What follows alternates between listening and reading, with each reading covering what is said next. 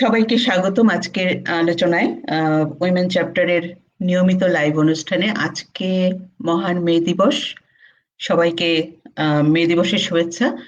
এবং আজকে আমাদের আলোচনার বিষয় হচ্ছে কৃষি এবং কৃষক।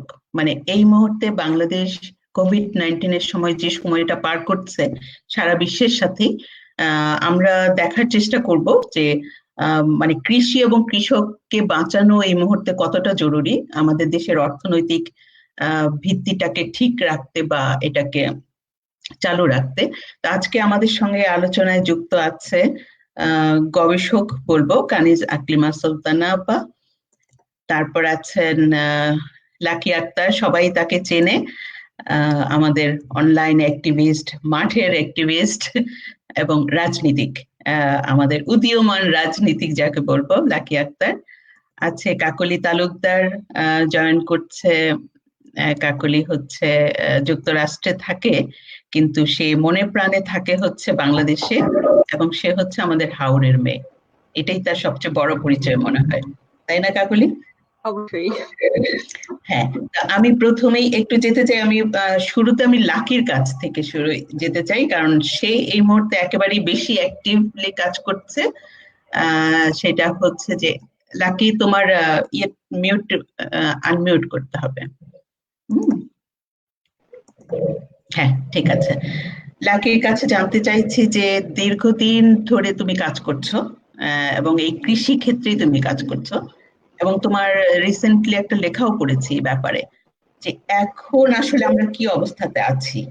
মানে যদি খুব সংক্ষেপে সিনারিওটা একটু তুলে ধরো, যে আমরা আসলে কৃষির ক্ষেত্রে যে একটা প্রণোদনা প্যাকেজও ইতিমধ্যে ঘোষণা করা হয়েছে অনেক আলোচনার পর, তো আসলে এটা কতটুকু কৃষকদের কাজ পর্যন্ত যেতে পারবে বলে তোমার মনে হয়? সবাইকে শুভেচ্ছা জানাচ্ছি, মে দিবসের শুভেচ্ছা। আর আজকে স্টুডিওতে যারা আছেন, বিশেষ করে কানিজ আকলিমা আপা, কাকুলি আপা এবং সুপ্রীতি দিদি, সবাইকে শুভেচ্ছা, এবং যারা শুনছেন তাদেরকেও শুভেচ্ছা জানাই। তো আজকে যে বিষয়টা নিয়ে কথা বলছি আমরা, কৃষি এবং কৃষক, তো এটা খুবই, আমি মনে করি খুবই গুরুত্বপূর্ণ একটা বিষয় আমাদের বাংলাদেশের পরিপ্রেক্ষিতে। কেননা আপনারা সকলেই জানেন যে আসলে আমাদের প্রধান বুনিয়াদ হচ্ছে কৃষি, এবং হচ্ছে সারা পৃথিবীর প্রায় প্রতিটা দেশই করোনার মতো মহামারীতে বিপর্যস্ত একটা অবস্থার মধ্যে আছে। সেক্ষেত্রে মানে সামনের আসন্ন যে কোনো দুর্যোগ, বিশেষ করে হচ্ছে দুর্ভিক্ষ মোকাবেলা, কৃষি আসলে আমাদেরকে বাঁচাতে পারে। ফলে প্রতিটি প্ল্যাটফর্মে যত বেশি কৃষি এবং কৃষক সংক্রান্ত আলোচনাটা হবে, এটা আসলে আমাদের সকলের জন্যই মঙ্গল। তো আমি বেশ কিছুদিন যাবতীয় অনলাইনে এবং মাঠে আমাদের কমরেডদের সাথে আলাপ আলোচনার পরিপ্রেক্ষিতে এবং সার্বিকভাবে মানে যেটা জেনেছি সেটা আপনাদের সামনে একটু তুলে ধরতে চাই।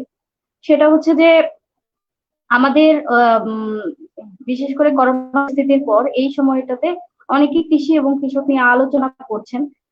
কৃষি সংকট গুলো অনেকেই তুলে ধরার চেষ্টা করছেন, কিন্তু আমাদের দেশের মানে পরিস্থিতি যেটা কাজ করার সুবাদে আমি যেটা জানি সেটা হচ্ছে যে আমাদের কৃষি এবং কৃষকদের অবস্থা কিন্তু আসলে খুবই খারাপ একটা পরিস্থিতির মধ্যে আছে। কারণ হচ্ছে, এবং এটা কিন্তু শুধু যে রিসেন্ট সমস্যা সেটা কিন্তু না, আমাদের দীর্ঘদিন ধরেই কৃষকদের অবস্থা খারাপ।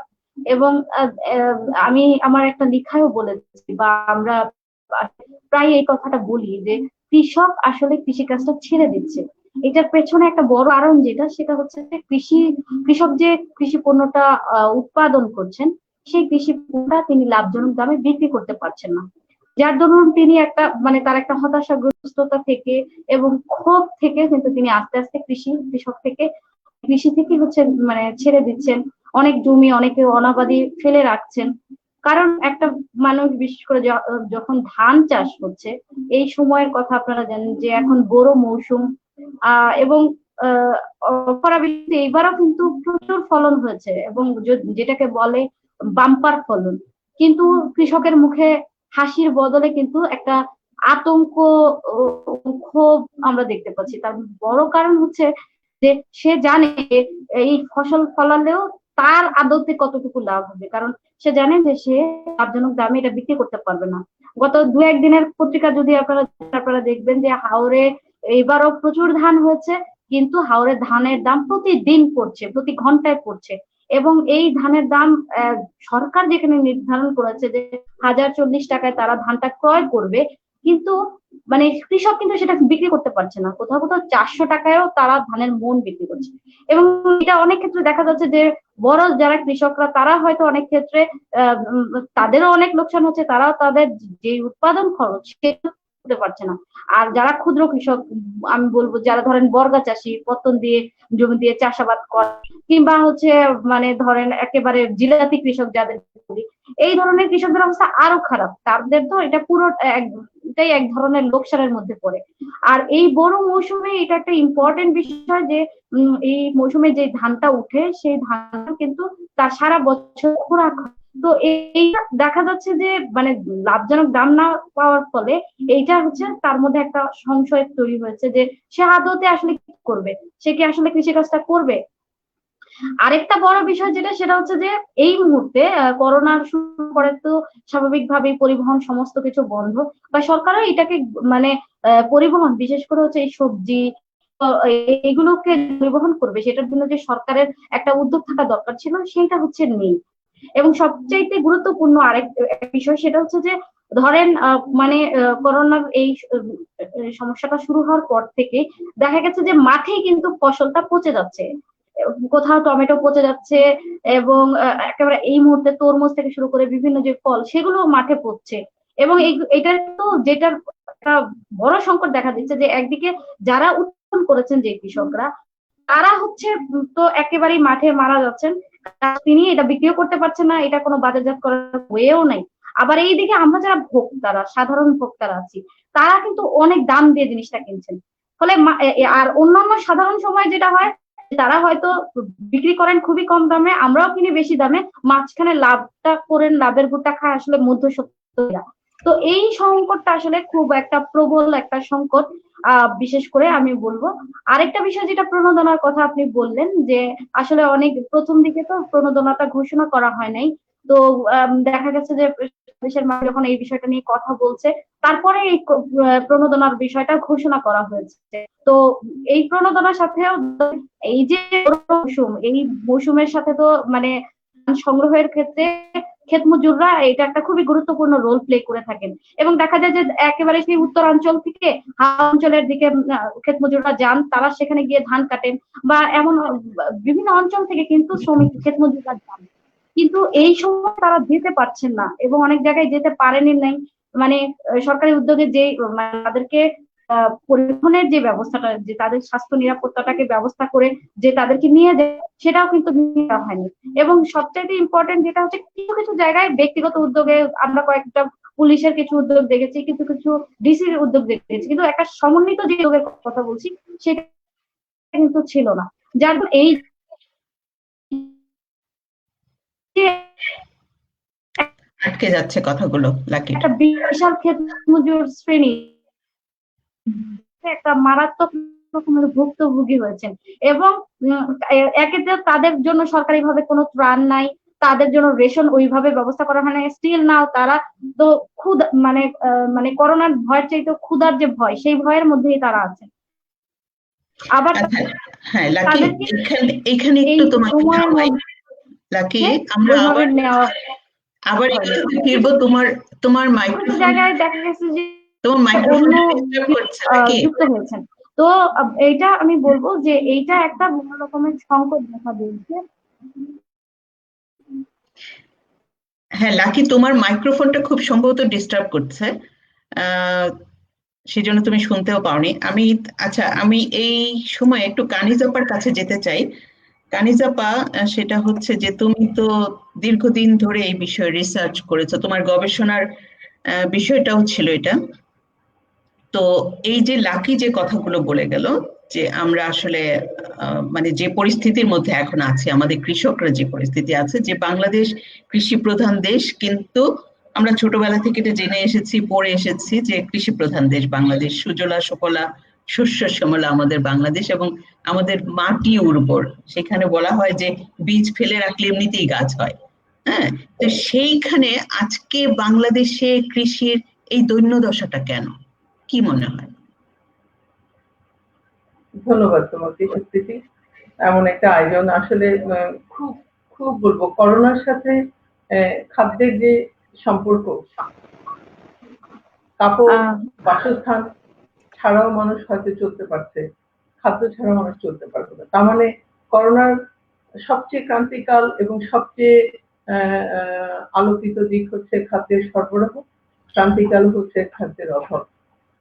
তাহলে বাংলাদেশ সবাইকে সেই হিসেবে বলছি যে বাংলাদেশ একটা সুজলা সফলা ভান্ডার আসলে। বাংলাদেশের মাটি বাংলাদেশকে এমন একটা জায়গায় সাপোর্ট দিয়ে যায় যে সেই সাহস থেকে বলি যে বাংলাদেশ আসলে সব সময়গুলোতে পিছনে ফেলে কৃষি ক্ষেত্রে ভীষণভাবে শক্তিশালী ভূমিকায় এসছে বলেই আজকে আমরা শক্তি দিয়ে মাথা উঁচু করে কথা বলতে পারি। জিডিপির ম্যাক্সিমাম অংশটা আসে কৃষি থেকে।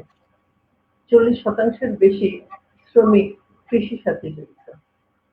তো করোনা কালে আমি সবাইকে শুভেচ্ছা জানাচ্ছি, বলছি যে যা কিছুই আসুক হতাশার বাইরে এসে আমরা যদি জাস্ট একটুখানি ম্যানেজমেন্টটা ঠিক করতে পারি, বাংলাদেশের যে লোক সংখ্যা আমরা যদি জাস্ট একটু পেছনে তাকাই যে 1971 সালে বা 70 সালে আমরা 7.5 কোটি মানুষ ছিলাম। আমাদের জমি যা ছিল সেই জমি থেকে এখন শিল্পায়ন হয়েছে, বসতি গড়েছে, জমির আমি যদি মনে করি যে জমি 3 ভাগের 1 ভাগও কমে গেছে, 7.5 কোটি মানুষ এখন 17.5 কোটি। সেই মানুষ প্রতিদিন খাবার পাচ্ছে। যদি আমার মার্কেটিং ব্যবস্থা ভালো থাকতো, বিপণন আমার যদি ম্যানেজমেন্টটা খুব ভালো থাকতো, আমি মনে করি কৃষকও একটা ভালো দাম পেত এবং ভোক্তা লেভেলেও আমরা আরেকটু কমে কিনতে পারতাম। কিন্তু আমার পর্যাপ্ত সাপ্লাই আছে, আমি বাজারে গেলে দেখি সবজি ভর্তি, মাছ ভর্তি। একটা সময় ছিল যে মার্চ এপ্রিলে মাছ পাওয়া যেত না। এখন আমরা নিজেরা স্বয়ংসম্পূর্ণ হয়েও মাছে আমরা বিশ্বে যে রপ্তানি করি 4টা দেশের মধ্যে আমরা একটা, প্রথম 4টা দেশ যারা রপ্তানি করছে। আমরা এতটাই মাছে স্বয়ংসম্পূর্ণ। কিভাবে এসছে কাজগুলো? কৃষক এবং কৃষির পিছনে একটা ভালো ম্যানেজমেন্ট এবং একটা ভালো উদ্দেশ্য। উদ্দেশ্যটা ছিল এটা যে এই দেশের মানুষ না খেয়ে মরবে না। না খেয়ে কিন্তু মরছে না, কিন্তু অবস্থাটা খারাপ। কৃষকের অবস্থাটা খারাপ কেন আসলে? আমাদের দৃষ্টিভঙ্গিটাও এরকম রয়ে গেছে যে আমরা কৃষককে এখনো ওই গামছা দিয়ে মুখ মোছা কৃষক হিসাবে ভাবি। কৃষিটা যে একটা উন্নত পর্যায়ের একটা কাজ, সেটাকে আমরা নিজেরা সেটাকে দিচ্ছি কিনা, সেটা আমরা মেনে নিচ্ছি কিনা, আমাদের উচ্চারণে সেটা আসছে কিনা। একজন কৃষক স্বপ্ন দেখে যে তার ছেলে একজন অফিসার হবে, একটা চেয়ার টেবিল নিয়ে বসবে। একজন ডাক্তার স্বপ্ন দেখে তার বাচ্চা, তার সন্তান ডাক্তার হবে, ইঞ্জিনিয়ারের সন্তান ইঞ্জিনিয়ার হবে। কৃষক কেন বলতে পারছে না যে তার সন্তান কৃষিতে যাবে? শুধুই কি টাকার অভাব? আমার ধারণা যেখানে মর্যাদার অভাব ভীষণ ভাবে। কারণ আমরা যখন কথা বলি তখন কৃষককে এমন একটা চোখে দেখি, এমন একটা করুণার চোখে দেখি যে সে সর্বশান্ত, সে কষ্টের দায়ে কেসে আছে। কিন্তু দেখো ক্রপ ডাইভার্সিফিকেশন বাংলাদেশের মতো জমিতে 1/3 জমি কমে গেছে এবং বছরের পর বছর আমরা কিন্তু জমিকে কোনো মাপ দিচ্ছি না, প্রতি বছর চাষ করছে। একজন নারীর কাছ থেকে যদি প্রতি বছর একটা করে সন্তান আগে যেমন নিত, তাতে সেই নারী 30 বছরে 35 বছরে কুড়িতে বুড়ি হয়ে যেত। জমিকে দেওয়া হচ্ছে না? নিশ্চয়ই হচ্ছে। কিন্তু জমিকে কি আমরা মাফ করছি না। সেই জমি নিঃস্ব হচ্ছে, রিক্ত হচ্ছে। সেই জমি থেকেও কিন্তু এখন পর্যন্ত শুধু কৃষক এবং কৃষির পিছনে যে একটা বৈজ্ঞানিক গোষ্ঠী আছে এবং যারা ম্যানেজমেন্টে আছে, আমি বলবো কৃষি অধিদপ্তর বা যে কোনো সরকারের, মানে আজকের এই যে সরকার, আমি বারবারই বলি যে এই সরকার কৃষিতে ভর্তুকি দিচ্ছে, কৃষককে একটা অবস্থানে নিয়ে আসছে। কৃষির উৎপাদন ব্যবস্থা বাংলাদেশে প্রেক্ষাপটে ভীষণ শক্তিশালী, কিন্তু সংরক্ষণ ব্যবস্থা নেই, বিপণন ব্যবস্থাটা খুবই উইক। লাকি যেটা বললো যে মধ্যস্বত্বভোগী আসার সুযোগটা আমরা কখন দিই? যখন আমি ওইটা ম্যানেজমেন্ট করতে পারছি না। পারিবারিক ভাবে যেরকম হয় যে আমি যদি আমার পরিবারকে খুব ম্যানেজ করতে না পারি, বাইরের একজন এসে এখানে ফায়দা লোকে হস্তক্ষেপ করবে। প্রত্যেকটা ব্যাপারেই তাই। কিন্তু তাইলে আমার হচ্ছে কৃষির সাথে বাজারজাতকরণের যে সম্পর্কটা, কৃষককে স্মার্ট করে তোলা। আজকে কিন্তু কৃষক ফোনের মাধ্যমে সে জানে যে তার জমিতে সে কি ফসল ফলাবে এই সিজনে, তার যতটুকু জমি সেখানে সে কি সার প্রয়োগ করবে, সে মোবাইলে সেই অ্যাপের মাধ্যমে সে কিন্তু কৃষি অধিদপ্তর থেকে এই পরামর্শগুলো পেয়ে যাচ্ছে। কৃষকের পিছনে ভর্তুকি আছে, সারের ভর্তুকি, ডিজেলের ভর্তুকি, পানিতে ভর্তুকি। কৃষি সম্প্রসারণ অধিদপ্তর যে কাজগুলো মাঠ পর্যায়ে করে যাচ্ছে, সেখানে কৃষকের কাছ থেকে কোনো পরামর্শ ফি ছাড়াই তারা পরামর্শ দিয়ে যাচ্ছে, নতুন বীজের টেস্ট করে দিচ্ছে।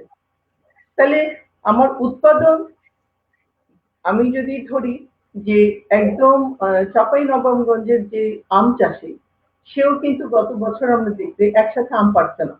একটা ম্যানেজমেন্ট হয়েছে যে তুমি একসাথে আম পারবে না, একসাথে আম পারলে আমের বাজার পাবে না। তাহলে এক একটা জায়গায় তারা চেক করে দিয়েছে এবং কৃষক ভালো দাম পেয়েছে। তাহলে it is a good management. আমার দরকার হচ্ছে কৃষি পণ্য যা উৎপাদন হচ্ছে তার ম্যানেজমেন্ট, কৃষকের কাছে টাকাটা পৌঁছানো, ভোক্তা লেভেলে আমি যেন খুব বেশি দাম দিয়ে কিনতে হচ্ছে না আমার। কারণ এই যে মাঝখানে শুধুই কি মধ্যস্বত্বভোগীরা এই টাকাটা নিচ্ছে বলে মনে করেও না, আমি মনে করি না। কারণ আমি যদি উত্তরবঙ্গ থেকে আসি তখন দেখি যে ফেরির জন্য দিনের পর দিন সবজি গাড়িগুলো অপেক্ষা করছে। সেই সবজি যখন শহরে এসে পৌঁছায়, এগুলো পেরিশেবল আইটেম, পচনশীল দ্রব্য। কতটা পচের সবজি এক ট্রাকের মধ্যে? একটা ট্রাকে যদি আমি 10 টাকা কিলো ধরি, সবজি ধরি, তাহলে 2 লাখ টাকার সবজি আসে। 2 লাখ টাকার সবজির জন্য আমার মিনিমাম 2000 পরিবারের কাছে এই সবজিটা বিক্রি করতে হবে। তাইলে আমার এই যে মাঝখানে যে সময়টা, যে 3 দিন ট্রাকটা আটকে থাকলো, তাহলে আমার পণ্য পরিবহনে সমস্যা আছে। কৃষক সরাসরি কৃষি মার্কেট একটা যেটা হতে পারতো, ফার্মার্স মার্কেট, অন্যান্য দেশে আছে ফার্মার্স মার্কেট। কৃষককে প্রণোদনা দেওয়া হয়, সে ব্যাংকের মাধ্যমে সে একটা জিপ কিনবে বা একটা গাড়ি কিনবে, যেটা দিয়ে সে তার নিজের পণ্য বাজারে নিয়ে আসতে পারবে। আমাদের দেশে কিন্তু স্মল এবং মিডিয়াম যে কৃষক, তাদের পরিমাণ, তাদের সংখ্যা 95% এবং যারা মার্জিনাল গ্রুপ তাদের সংখ্যা সবচেয়ে বেশি, 3 একরের কম তাদের জমি। তার জমির ফসলটা সে যদি একটা পিকআপে করে সরাসরি বাজারে বিক্রি করতে পারতো, তাহলে কি হতো? চেহারাটা বদলে যেত। তাহলে আমার দরকার হচ্ছে উৎপাদনের এখন কোনো সমস্যা নাই, আমার হচ্ছে বিপণন ব্যবস্থা, সংরক্ষণ ব্যবস্থা এবং আমি বলবো এগ্রিকালচার ইন্ডাস্ট্রিয়ালাইজেশন পরিকল্পনার অভাব বা উদ্যোগের অভাব। খুবই ভালো হ্যাঁ, খুবই ভালো কয়েকটা পয়েন্ট মানে তুমি উল্লেখ করেছো যে আসলে আমাদের 71 সালে যখন আমরা দেশটাকে আবার নতুন করে গড়েছিল, মানে আমাদের নেতারা যখন গড়েছেন, তখন আমাদের জনসংখ্যাটা কম ছিল, জমি যেটা ছিল সেটা এরকমই ছিল।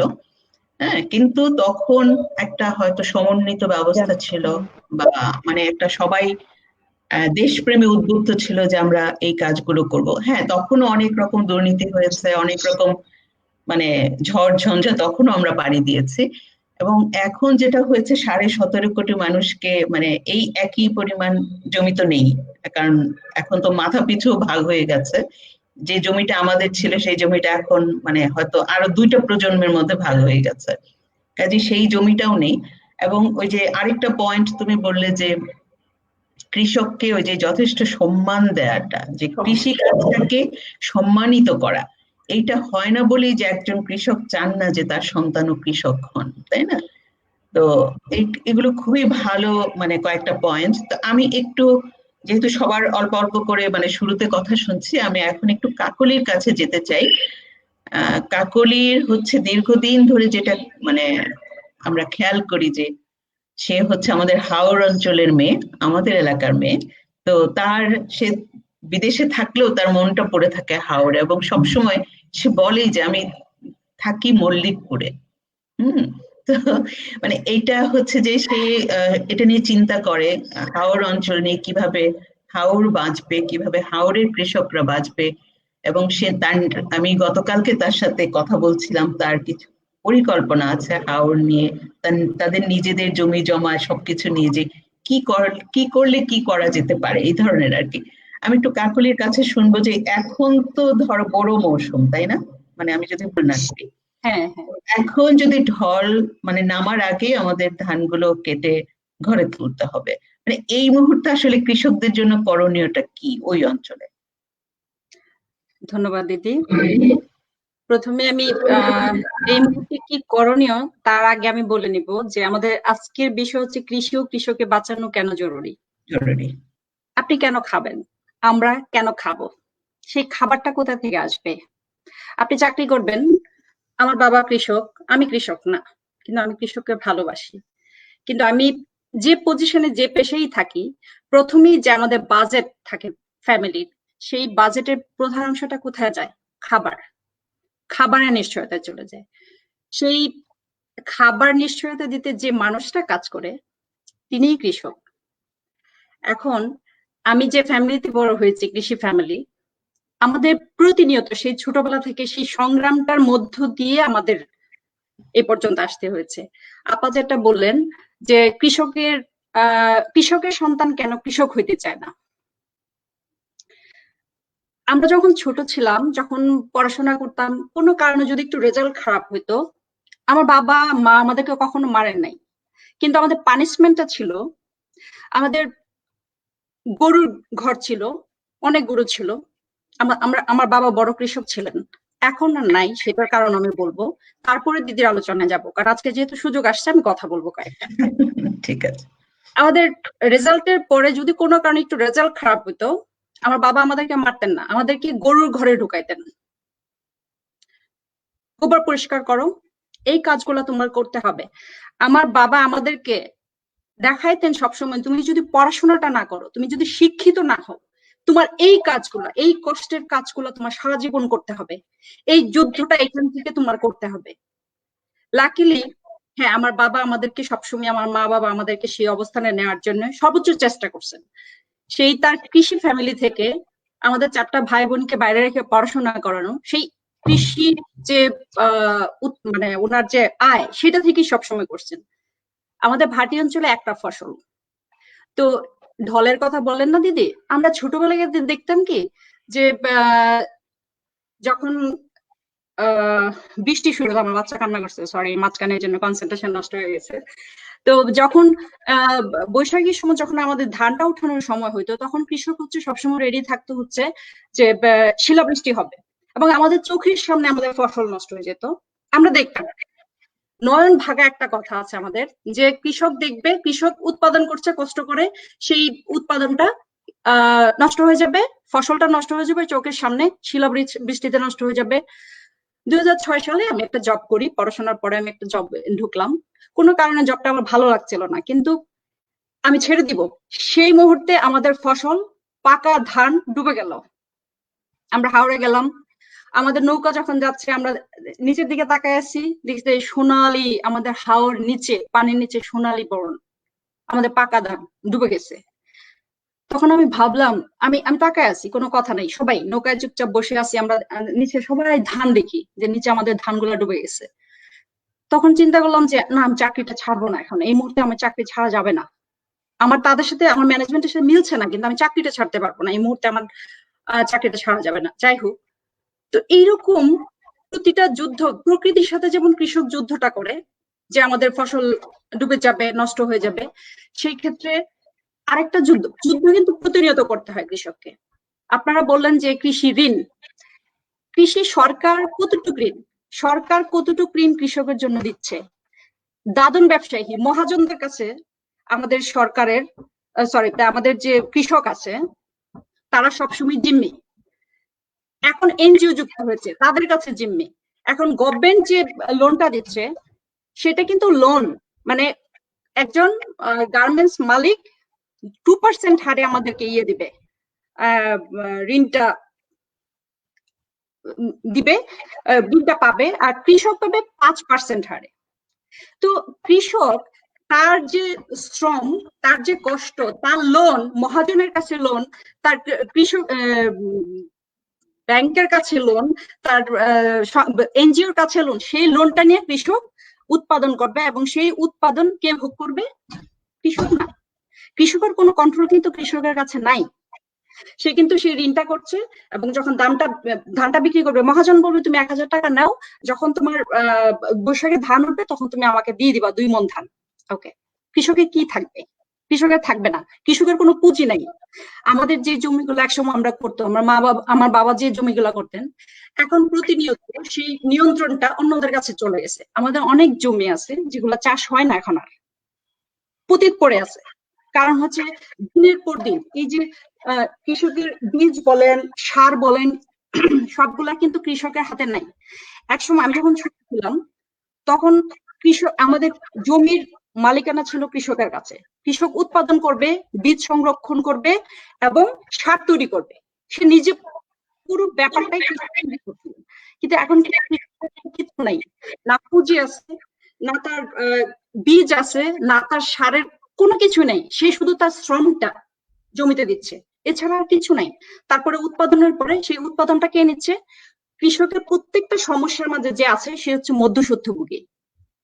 মধ্যস্বত্বভোগী হচ্ছে কৃষক উৎপাদন করবে, যখন সে কৃষকের ঋণটা দেওয়ার কথা, গভর্নমেন্ট যে ঋণটা দিচ্ছে সেই ঋণ ধরেন কৃষক উচ্চবিত্ত কৃষক, মধ্যবিত্ত কৃষক, নিম্নবিত্ত কৃষক, কৃষকের জমি অনুযায়ী কতটুক তার টাকা দরকার উৎপাদনের জন্য, একটা জমি তার যে পরিমাণ জমি আছে সেই টাকাটা কৃষক কি পাচ্ছে? ওকে, কৃষি ঋণ যে দিচ্ছে সেইটা যখন কালেক্ট করতে যায়, যদি যেমন একজন প্রান্তিক চাষী সে যখন 5000 টাকা ঋণ পাওয়ার কথা, তখন 5000 টাকা আনতে গেলে কৃষির ব্যাংকে গিয়ে তার 2000 টাকা ঘুষ দিতে হয়, ঘুষ দিয়ে তারপরে 3000 টাকা আনতে হয়। কিন্তু সে কিন্তু কাগজে পাচ্ছে 5000 টাকা সে পেয়ে গেছে, প্রান্তিক চাষী 5000 টাকা পাইছে, এবং যখন সে ফেরত দিবে সুদে আসলে, তখন কিন্তু তার 5000 টাকাই দিতে হচ্ছে। আর যে 2000 টাকা যে ঘুষ দিচ্ছে সেই হিসাব কিন্তু নাই। তো প্রত্যেকটা কৃষক কিন্তু এই পর্যায়ে যে সে লোনটা পাচ্ছে না, তার কোনো পুঁজি নাই, কারণ তার তো পুঁজি থাকার কারণ নাই। উৎপাদনের পরে যেটা তার পাওয়ার কথা মধ্যসূত্র। এখন আমাদের হাওড়ের যে কাহিনীটা হলো যে সরকার এবার শ্রমিক সংকটের জন্য আমাদের যন্ত্রপাতি নামাইছে, যে ধান কাটার মেশিন নামাইলো। এখন গভর্নমেন্ট সিদ্ধান্ত নিচ্ছে এটা 500 টাকা করে কাটবে, সেই মেশিন 500 টাকা করে ধান কাটবে, কিন্তু ধানটা আসলে 700 থেকে 800 টাকা কাঠা অনুযায়ী কাটলো। এটা কে দিবে? কৃষক দিবে, কৃষকের কাছ থেকে যাবে। ওকে, আর যে মেশিনটা পাওয়ার কথা কৃষকের, সে কে পাচ্ছে? যে সবচেয়ে ধনী এবং মধ্যস্বত্বভোগী চেয়ারম্যান যে এলাকার হচ্ছে পার্টি করে, তার হাতে কিন্তু মেশিনটা চলে গেছে, মেশিন কিন্তু কৃষকের কাছে যায় নাই। তো আসলে আমি এটাও বলতেছি যে এই কৃষককে যদি আপনি বাঁচাতে চান, কৃষকের প্রবলেম গুলা কি সেগুলো আগে বের করতে হবে। আপনি ডাক্তারের কাছে যাবেন, প্রেসক্রিপশন করবেন, প্রেসক্রিপশন করার আগে তো আপনার জানতে হবে সমস্যাগুলা কোথায়। আমাদের কৃষি ফ্যামিলিতে আমার বাবা ব্যালেন্স করতে না পেরে আমরা পড়াশোনা যুদ্ধ করে পড়াশোনা করতে হয়েছে। একসময় আমাদের একটা ফসল যখন নষ্ট হয়ে গেল, ডুবে গেল, তখন আমাদের কোথাও মানে ভরসা করার জায়গা নেই। আমরা কিন্তু গভর্নমেন্ট এসে বলছে না তোমার ডুবে গেছে আমি তোমাকে টাকা দিচ্ছি, আমার আত্মীয় এসে বলে নাই তোমার বাচ্চারা পড়াশোনা করছে না তোমাকে টাকা দিচ্ছি, কিছু করে নাই। কিন্তু আমার বাবা কি করলো? আমার বাবা সেই আবার লোন করলো, কোথাও থেকে লোন করলেন। কি হলো? আমার মার অলংকার ছিল প্রচুর, মা কি করলেন? আমার সন্তান পড়াশোনা করতে হবে। সেটা আমার একার গল্প না, এটা আমাদের প্রতিটা কৃষকের ঘরে ঘরে গল্প। যে আমরা আমাদের খাবারটুকু ছাড়া কৃষক যে উৎপাদনটা করে, এটা কি কৃষকের জন্য করে? কৃষক তার ঘরে খাবারটা রেখে দেয়, চালটা রেখে দেয়, কিন্তু সারা বছর যে খরচটা করে তার বাচ্চা পড়াশোনা করা, এগুলা বাদ। মহাজনকে টাকা দিতে হবে, এনজিও কে টাকা দিতে হবে, তারপরে কি সরকারকে টাকা দিতে হবে, সব ঋণ ফেরত দিতে হবে। তাহলে কৃষক কি দিয়ে বাঁচবে? কৃষক তার শ্রমটা শুধু মাটির জন্য রাখলো, শরীরটা আর মনটা শুধু শরীর মানে মাটিটা খাটলো আর পুরোটাকে ভোগ করলো? কৃষক না। কৃষকের সন্তান কিভাবে বড় হয়? কৃষক অনেস্ট, সবসময় অনেস্ট, সে মানে দুর্নীতি করার সুযোগ নাই তার, কারণ হচ্ছে সে মাটির সাথে সম্পর্কিত, সেটা তার প্রকৃতির সাথে সম্পর্কিত। প্রকৃতি তাকে যেভাবে মানে হেল্প করবে কিংবা দুর্যোগে ফেলবে, সেটা কিন্তু প্রকৃতির উপর নির্ভর করে। কৃষক কিন্তু সেই হিসেবে অনেক। এখন কৃষকের কাছে যে কীটনাশকটা চলে গেল, যেমন কৃষকের বীজটা চলে গেল কর্পোরেটের কাছে, সারটা চলে গেল কর্পোরেটের কাছে, সাথে কি আসলো? সাথে কীটনাশক আসলো, জমিতে কীটনাশক আসলো। তো কীটনাশক কিন্তু কৃষক আবিষ্কার করে নাই, সেই জমি বীজ সবকিছু কিন্তু অন্য কর্পোরেটের হাতে চলে গিয়ে কীটনাশকটা সাথে বিষ হিসেবে আমাদের খাবারে চলে আসলো। আমরা কিন্তু জানি না, আমরা খাচ্ছি। এখানে একটা প্রেসক্রিপশন করার পর একটা ওষুধ দেওয়ার আগে ডাক্তার বলে দিবে যে তোমার এই এই সাইড এফেক্ট গুলো হতে পারে, কিন্তু এই যে আমাদের খাবারে যে কীটনাশক চলে যাচ্ছে, আমরা যে খাচ্ছি যে খাবারটা, সেই কীটনাশক কতটুকু ক্ষতি করবে? হ্যাঁ, কীট পতঙ্গ নষ্ট করবে, এটা ইকোসিস্টেম অনুযায়ী কিন্তু থাকার কথা, প্রাকৃতিক ভাবেই এটা কিন্তু নিয়ন্ত্রণ হওয়ার কথা, সেটা হচ্ছে না। এখন এই যে কীটনাশক আমাদের শরীরে যাচ্ছে, আমরা অসুস্থ হচ্ছি, সেটারও কিন্তু গবেষণা নাই। কিভাবে অসুস্থ? হ্যাঁ, মানুষ দিন দিন অসুস্থ হয়ে যাচ্ছে, মানুষের কি ক্ষমতা কমে যাচ্ছে, ইমিউন সিস্টেম। সিস্টেম কমে যাচ্ছে। কেন কমে যাচ্ছে? কোনো গবেষণা আছে আমাদের? নাই। তারপরে হচ্ছে আমি কয়েকটা পয়েন্ট লিখে রেখেছিলাম, আমি বলবো দিদি? বলো। দেখেন, অগ্রাটের মতো কথা বলছি। আমাদের খুব ভালো লাগছে কাকলি, তোমার কথাগুলো হচ্ছে কি মানে একদম মানে মাটি থেকে উঠে আসে কথা, বুঝছো? হ্যাঁ দিদি, আমরা আসলে মাটি থেকে উঠে আসছি। আমি এখানে থাকি, এক্সকিউজ মি, আমি এখানে থাকি, কিন্তু আমি মাটি, আপনি বিশ্বাস করবেন না, পার্সোনালি আমি বলি একটা কথা, যে আমার হাজবেন্ড বিজয়কে আমি সবসময় যেটা বলি যে আমি বাসা নিব, আমরা অনেক কষ্ট করছি এখানে আসার পরে, স্ট্রাগল করার পরে আমি বলছি আমার একটা জায়গা লাগবে, আমার নিজের বাড়িও লাগবে, কিন্তু মাটি লাগবে আমার, আমি আর কিছু চাই না। আমার আর কিছু দরকার নেই, আমার মাটি লাগবে, আমার মাটিতে পা দিতে হবে, মাটিতে হাত দিতে হবে, সেটা আমার নেশা একটা। আমি এখানে থাকি, আমার কোনো পরিকল্পনা ছিল না বিদেশে আসবো, কিন্তু আমার বাবা যেমন পড়াশোনা করাইছে যে ঠিক আছে পড়াশোনা করতে হবে তোমার ভাগ্য বদলের জন্য, কিন্তু পড়াশোনা করা এই না মানে যে তুমি কৃষিকে ভালোবাসবে না। পৃথিবীতে সবার আগে যদি খাবারের নিশ্চয়তা দিতে হয়, শিক্ষিত হয়ে মানুষকে অবশ্যই কৃষিতে ফিরতে হবে, বরং এটা আরো মানে জোরালো ভাবে এবং এটা আধুনিক ভাবে কৃষিটাকে আরো উন্নত করতে হবে, সেই দায়িত্ব কিন্তু আমাদের নিতে হবে। আরেকটা বিষয় হচ্ছে আমাদের এটা চলে আসছে, আপাও বললেন লাকিও বললেন যে ন্যায্য মূল্য পাচ্ছে না, সেটার জন্য কিন্তু মধ্যস্বত্বভোগী আছে। আমাদের যে জমি, সরকার বলছে 1040 টাকা ধরে ধানটা বিক্রি হবে এই বছর, আমরা কিছু জমি করলাম, সেটার ধান বিক্রি করলাম 650 টাকায়। 650 টাকায় কেন? কারণ সরকার যখন ধানটা কিনবে সেটা কিন্তু এখন না, কিন্তু আমাদের কিন্তু ধানটা কাটা শুরু হয় চৈত্র মাসের শেষের দিকে, তখন কিন্তু সরকার ধানটা নিচ্ছে না। এখন কৃষকের যে চাপ, যে টাকাটা আসার পরে তার ঋণ ফেরত দিতে হবে ওই সময়ের মধ্যে, কিন্তু এই সময়ের মধ্যে তো সরকার কৃষকের কাছে সরাসরি যাচ্ছে না ধানটা কেনার জন্য। তাহলে এই সময়টা কি করবে? ফসল কিন্তু বিক্রি হয়ে গেছে, সেই 400 টাকা কমই হোক 500 টাকা কমই হোক, কৃষক কিন্তু বাধ্য যে ধানটা বিক্রি করে দিতে, কৃষকের হাতে যাচ্ছে না। এখানেও মধ্যস্বত্বভোগীরা চলে আসছে, দালাল যাদেরকে বলে, তারাই কিন্তু দালাল করে ধানটা নিয়ে কয়েকদিন পরে সরকারের কাছে বিক্রি করবে। সরকার যে ধানটা বিক্রি করে সেটার ক্ষেত্রেও কিন্তু সবাই লটারিতে মানে সেই সুযোগটা পাচ্ছে না। কারা করছে? গ্রামে যে মধ্যস্বত্বভোগী আছে তারাই কিন্তু এটা অ্যারেঞ্জ করে, যে একটু যারা ভালো মানে একটু উচ্চবিত্ত চাষী তাদের কাছ থেকে ধানটা কিন্তু তারা কিনে না, তারা কিনে কাদের কাছ থেকে? একটু প্রান্তিক চাষী যারা, এরা বাধ্য ধানটা দিয়ে দিতে, তখন ওরা ধানটা নিয়ে তাদের কাছে স্টক করে, পরে যখন সরকারের প্রয়োজন হয় তখন মানে সরকারের প্রয়োজন অনুযায়ী তারা বিক্রিটা করে, তার মানে লাভটা পাচ্ছে হচ্ছে তারা, মধ্যস্বত্বভোগীরা। কৃষকের কিন্তু এখানে কোনো লাভ নেই। তো কৃষক যুদ্ধ করবে প্রকৃতির সাথে, কৃষক যুদ্ধ করবে ঋণের সাথে, 2% পাবে হচ্ছে গার্মেন্টস মালিকরা, আর কৃষকরা পাবে হচ্ছে 5%। কারণ কৃষকের কিন্তু আসলে কিছু নাই, নিঃস্ব। তাদের ছেলেমেয়েরা বাইরে পড়াশোনা করবে যখন, তখন অন্যরা হচ্ছে হেভি বড় লোকি নিয়ে পড়াশোনা করবে, আর কৃষকের সন্তান সবসময় চেষ্টা করবে যে আমার মানটা বজায় রেখে, আমার সততাটুকু বজায় রেখে আমি আমার লাইফটা চালাবো। হ্যাঁ, আমি পারি না, আমি 2টা টিউশনই করবো না, কাউকে দেখানো যাবে না আমি উচ্চবিত্ত ফ্যামিলির কৃষক ফ্যামিলির মেয়ে, আমার এইসব দেখানো যাবে না। তো আমার ভাব দেখাইতে হবে হচ্ছে আমি অনেক কিন্তু আমার যে স্ট্রাগলটা, সেই স্ট্রাগলটা তো কেউ ছুঁইতে পারে না, সেই স্ট্রাগলটা তো নিতে পারে না। এটা কাকুলির একার গল্প না, এটা প্রত্যেকটা কৃষকের ঘরে ঘরে গল্প। তারা নিঃস্ব, তাদের জমি পড়ে আছে, তারা জমি এখন বিভিন্ন জায়গায় বন্ধকি দেওয়া, কারণ তাদের ব্যালেন্স নাই, সেই ব্যালেন্স নাই। হ্যাঁ, আমি এখানে বসে আমি জব করব, আমি সবকিছু করব, আমার প্ল্যান হচ্ছে আমি আমার গ্রামে কাজ করব, আমি মল্লিকপুরে কাজ করব, আমি আমার গ্রামে কৃষকদের নিয়ে কাজ করব, আমি আমার গ্রামের বাচ্চাদের, যে বাচ্চারা পড়াশোনা করে লাইফটাকে বুঝবে, হ্যাঁ পড়াশোনা করে কৃষিতে ফিরো, কিন্তু তোমার পড়াশোনা করতে হবে। পড়াশোনা করতে হবে কেন? এই যে রাজনীতিটা আছে না, যে আন্তর্জাতিক বলেন ন্যাশনাল বলেন, সেই রাজনীতি গুলো যদি বুঝতে হয় পড়াশোনা করতে হবে। আপনাকে চারদিক থেকে দমায় রাখা হবে, আপনাকে চাইপা রাখা হবে, আপনাকে উঠতে দেওয়া হবে না। সেই রাজনীতি বুঝতে হলে কাকলি তুমি থাকো, আরো আমরা ফিরবো।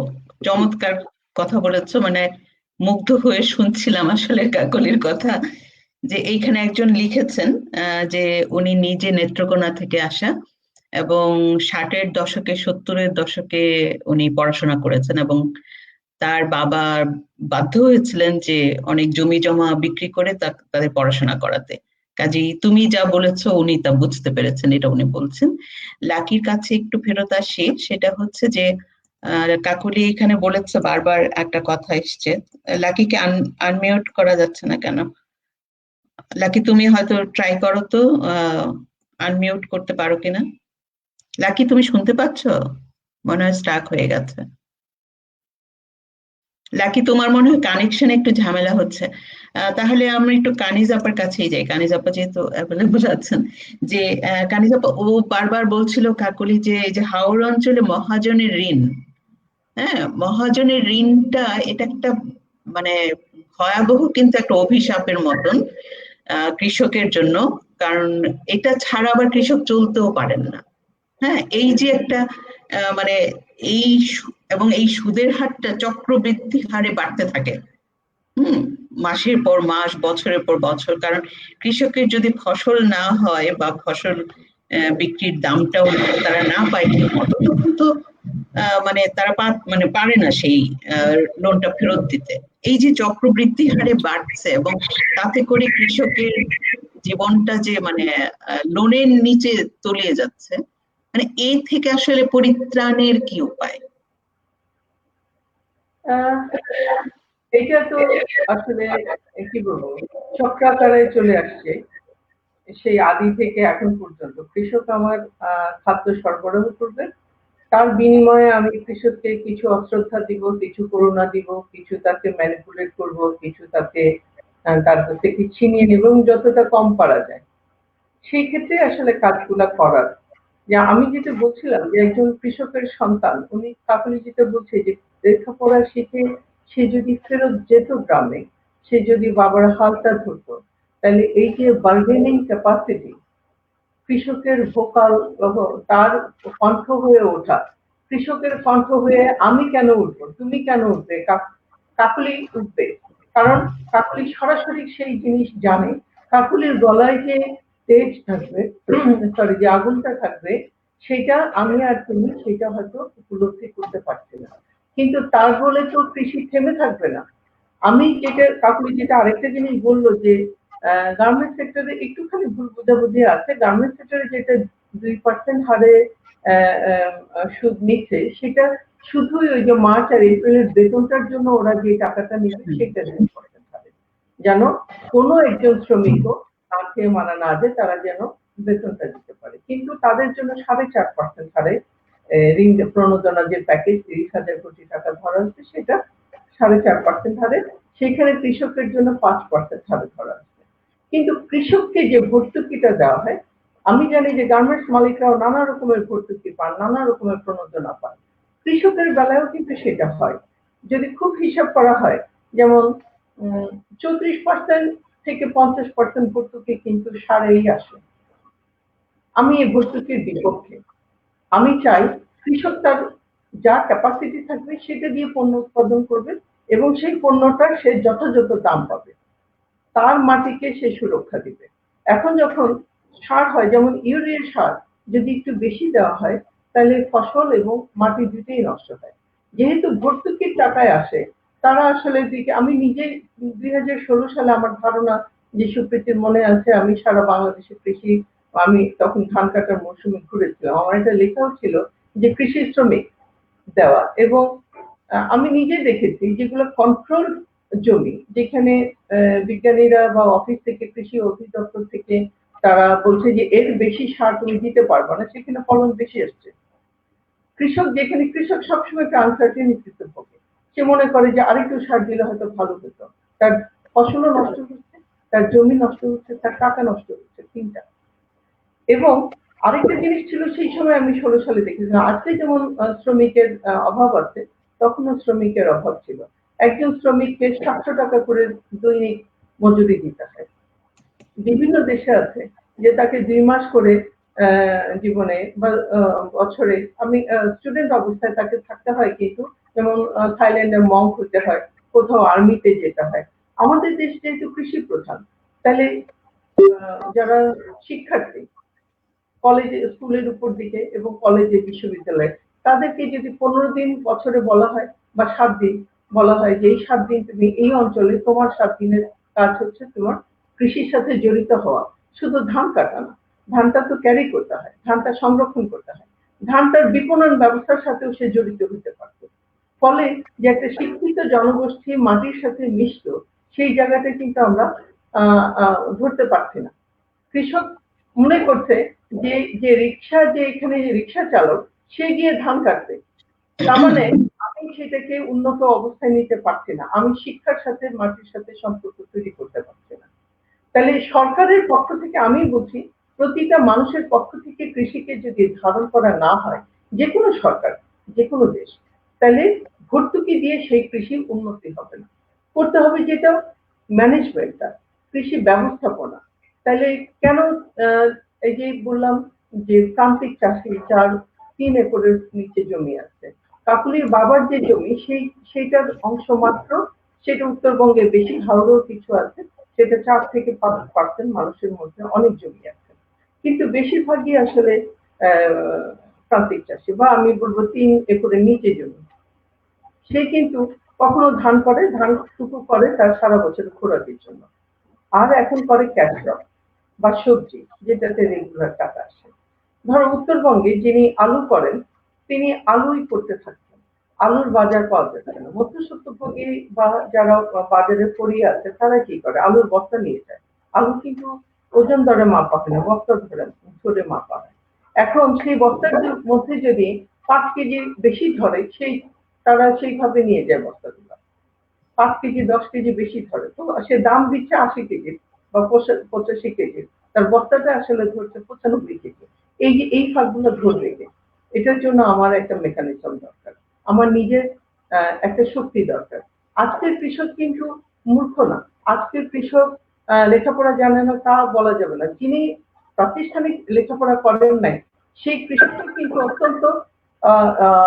অত্যন্ত জ্ঞানের সাথে, ইন্ডিজিনিয়াস পিপল আমরা যাদেরকে বলি, যারা মাটি দেখে বলতে পারে মাটিতে জো আসছে কিনা, আকাশ দেখে বলতে পারে যে আজকে বৃষ্টি হবে কিনা, বা এইবার এই ফসল আরো 10 দিন আগে লাগানো যাবে কিনা। তার মানে তাদেরকে আমরা যেই চোখে দেখি যে তারা অশিক্ষিত মানুষ, বা সে গামছা পরে কৃষি মাঠে কাজ করে, তা না, তার বাইরে তাকে আমি মূল্যায়ন করবো, তাকে আমি প্রতিষ্ঠিত করব, এবং আমরা তাদের পাশে ওই ভোকাল হয়ে দাঁড়াবো যদি, তাহলে সিস্টেমটা ডেভেলপ করবে। তাহলে তার এখান থেকে আলু নিয়ে যাচ্ছে 10 কেজি প্রতি বস্তার বেশি, তাহলে যদি 200 বস্তা আলু সে বিক্রি করে, তাহলে কত কেজি আলু সে এক্সেস বিক্রি করছে, মাঝখান থেকে যাচ্ছে, এই কথাটা বলার মানুষ দরকার আমাদের, এই সিস্টেমটা ডেভেলপ করতে হবে।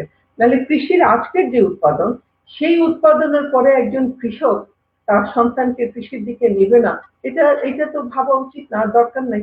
যিনি ধান চাষ করতেন, তিনি এখন কমলা চাষ করছেন।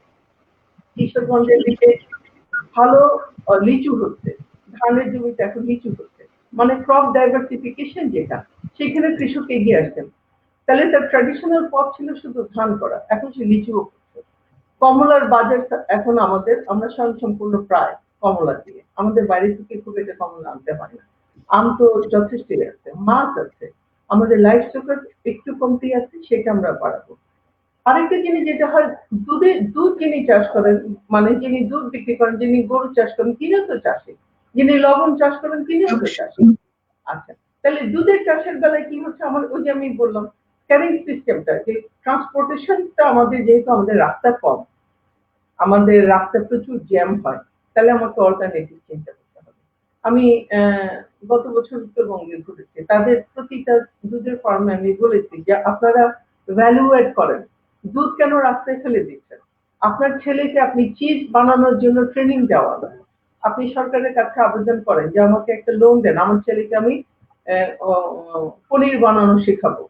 তাইলে পনির আপনি 20 দিন রাখতে পারবেন, দুধ আপনি 2 ঘন্টা বেশি রাখতে পারছেন।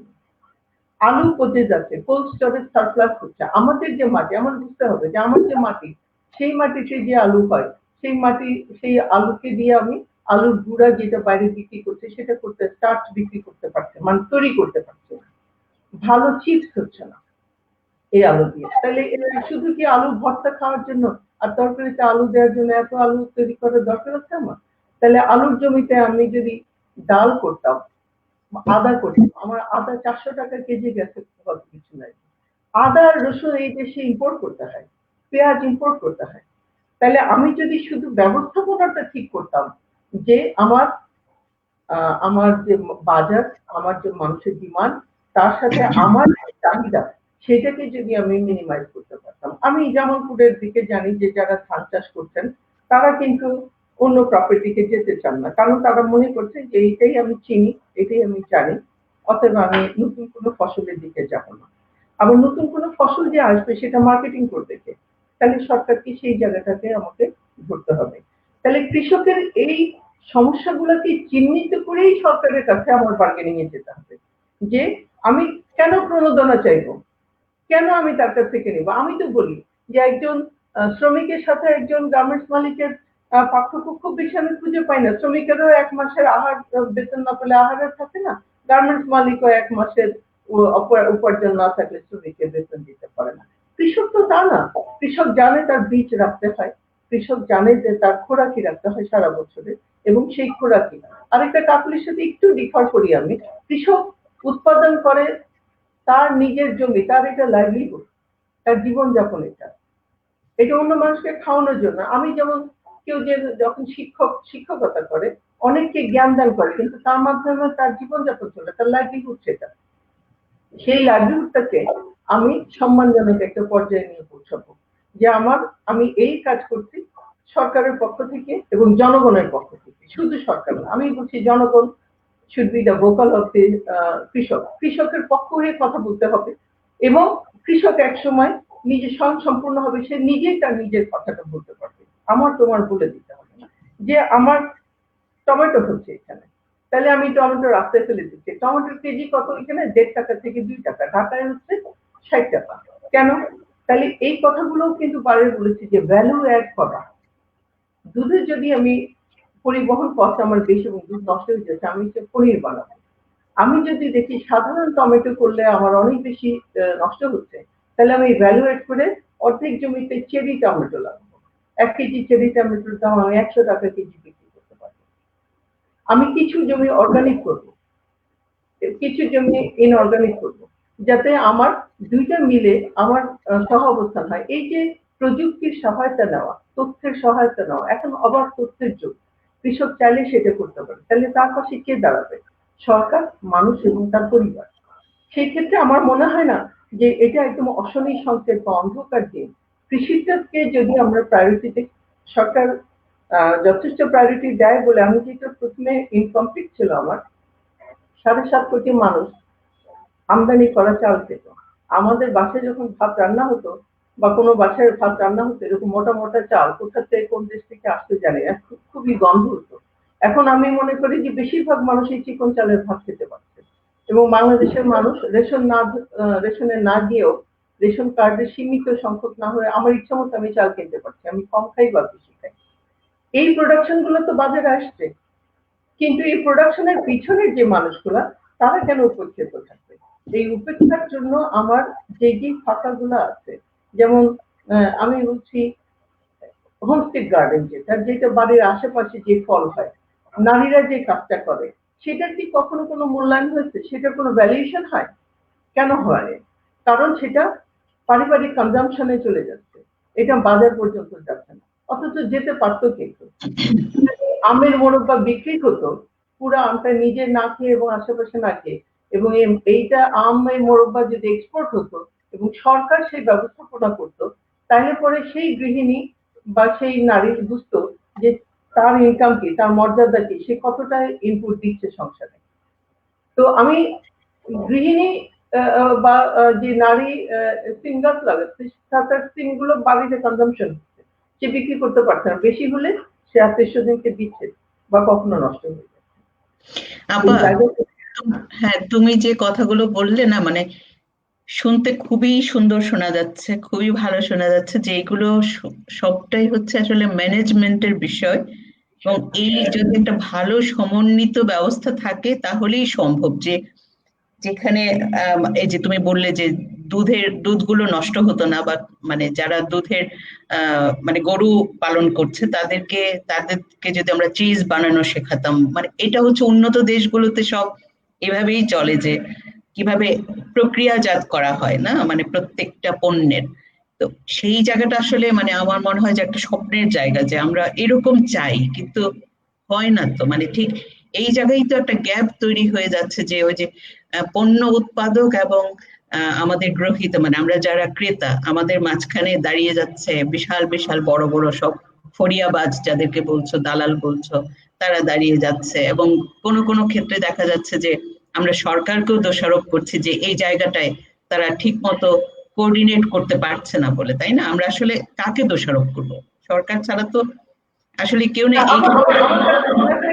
আমি ইয়ে করি, অ্যাড করি, সেটা হচ্ছে আমার মনে হয় যে আমাদের মানসিকতাটা পরিবর্তন করা দরকার, যে আমরা যা করছি সেটাই করব। হ্যাঁ, আমি ধান চাষ করছি, ধান চাষই করব। আমি আলু চাষ করছি, আলু চাষই করব।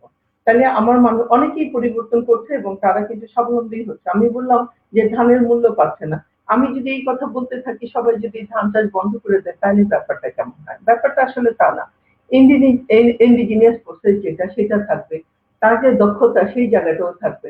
কিন্তু ম্যানেজমেন্ট বলো, যেমন আমার যদি ধর আমি বেতনটা পেলাম, আমি কি পুরোটাই প্রথম 7 দিনে খরচ করে ফেলবো? যে আমার ক্যাপাসিটি আছে, আমি স্বাধীন, আমি গিয়ে কি পুরোটা খরচ করে ফেলবো? তা না। আমি ওইটাকে বিভিন্ন খাতে খাতে রাখবো, যে কিভাবে হলে পারমুটেশন কম্বিনেশন করলে পরে আমার পরিবারটা মাসের শেষ পর্যন্ত রান করতে পারবে এবং প্রত্যেকটা সেক্টরে আমি ছুঁয়ে যেতে পারবো। তাহলে কৃষি যদি আমার সম্পদ হয়, আমার ব্যবস্থাপনা হয়, তাই মানে আমার আমার রিসোর্স হয়, তাহলে আমার টার্গেট হচ্ছে আমার মিনিমাম রিসোর্স ম্যাক্সিমাম ইউটিলাইজেশন। আমার এইটুকু জমি আছে, এটা দিয়ে আমাকে টিকতে হবে। টিকতে হলে আমি অনলাইনে যাব, আমি কৃষি অধিদপ্তরে যাব এবং আমি একটা জনমত তৈরি করবো যে আমার টমেটো ফেলে দিতে হচ্ছে কেন, আমি কাঁদবো না। আমার কাদার, আমরা সেটাই বলছি, আমার মানসিকতাটাকে শক্তিশালী করা দরকার। এবং পৃথিবীর উন্নত দেশ অর্থাৎ আমরা পারবো না, সে আমি যদি উন্নত বীজ আনতে পারতাম, আমি কেন মধ্যস্বত্বভোগীর কাছে জিম্মি হয়ে গেলাম? কারণ আমি বীজগুলা রাখি না, আমরা ট্র্যাপে করেছি, ফাঁদে করেছি। আজকে যদি কেউ বীজ আমদানি না করে, একজন কৃষকও তার জমিতে ফসল ফলাতে পারবে না, কারণ বীজ এখন আমদানি নির্ভর। অথচ সারা জীবনই ছিল, সারা আদিকাল থেকে ছিল, কৃষক তার বীজের ধান, বীজের আলু, বীজের সব বীজগুলো আলাদা করে রাখে এবং সংরক্ষণ করে। বছরের পর বছর তারা বীজ সংরক্ষণ করেছে। আমরা খুব সহজ হয়ে গেছে। হুম। আমি একটু লাকির কাছে যেতে চাই। লাকি, এতক্ষণ কথা শুনেছো আবার। তো এইখানে যে বীজের ব্যাপারগুলো আসছে, তুমি যেহেতু সরাসরি কৃষকের কাছে যাও, আমি একটু জানতে চাই যে আসলে কৃষকরা এই ব্যাপারে কি ভাবছে, মানে তারা তাদের জীবন পরিবর্তনে, মানে কৃষি কাজটা ধরে রেখেই কিভাবে পরিবর্তনের কথা তারা ভাবছেন। লাকি। ধন্যবাদ। এতক্ষণ আলোচনা করলাম, মানে শুনলাম আর কি সকলের। বিশেষ করে এর মধ্যে অনেকগুলো পয়েন্ট এসেছে, শুনতে শুনতেও অনেক ভালো শোনা যাচ্ছে। কিন্তু আসলে প্রকৃত যে পরিস্থিতি, সেটা আসলে এতটাই ভয়াবহ যে আমাদের এত সুন্দর সুন্দর কথা আসলে তো বিষয় হচ্ছে যে আপা একটা কথা বলছিলেন যে হচ্ছে আমাদের কৃষক সম্মান দেখাবো। তো কৃষকদেরকে সম্মান আপনি কিভাবে দেখাবেন? মানে ধরেন কয়েকদিন আগে প্রধানমন্ত্রী বললেন যে আমাদের এক খন্ড জমিও খাওয়া যাবে না, আমাদের কৃষির উপরে দাঁড়াতে হবে। আর কোথায় আমরা কৃষি বান্ধবদের, কৃষকদের প্রতি সম্মান, এভাবে এই ধরনের কথাগুলো আসলে উচ্চারিত হয়। তো আসলে মানে যেটা প্রকৃত যেটা সেটা হচ্ছে যে আমার দেশের কৃষক এই সকল প্রকার অ্যাপ্রিসিয়েশনের ঊর্ধ্বে গিয়েই নিজের প্রয়োজনেই তিনি কিন্তু ফসলটা ফলান এবং তারা কিন্তু এই মানে ফসল ফলিয়েই যাচ্ছেন, কিন্তু হচ্ছে দিনের পর দিন তিনি আসলে হতাশ হচ্ছেন এবং এই কৃষি থেকে হচ্ছে নিজেকে গুটিয়ে নেওয়ার চেষ্টা করছেন। এখন এটা তিনি কেন করছেন এটা আমি আগেও বলেছি যে শুধুমাত্র মানে লাকি খুব ডিস্টার্ব হচ্ছে তোমার নেটে। আপনি লাকি তোমার যদি নেটটা মনে হয় আপনি একটা উৎপাদন করার পর সেটা যদি আপনি তার দামই উঠাতে না পারেন,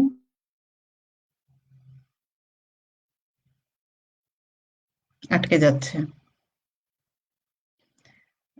লাকি তোমাকে আসলে আমরা শুনতে পাচ্ছি না, মানে আমি তাহলে লাকি তুমি একটু কি বের হয়ে আবার আসো, খুব সম্ভবত কাকলি হাত তো তুলেছিলাম। কৃষকের না। লাকি তোমাকে শোনা যাচ্ছে না। আমার কাছে না, তোমার নেটটা মনে হয় একটু ঝামেলা হচ্ছে।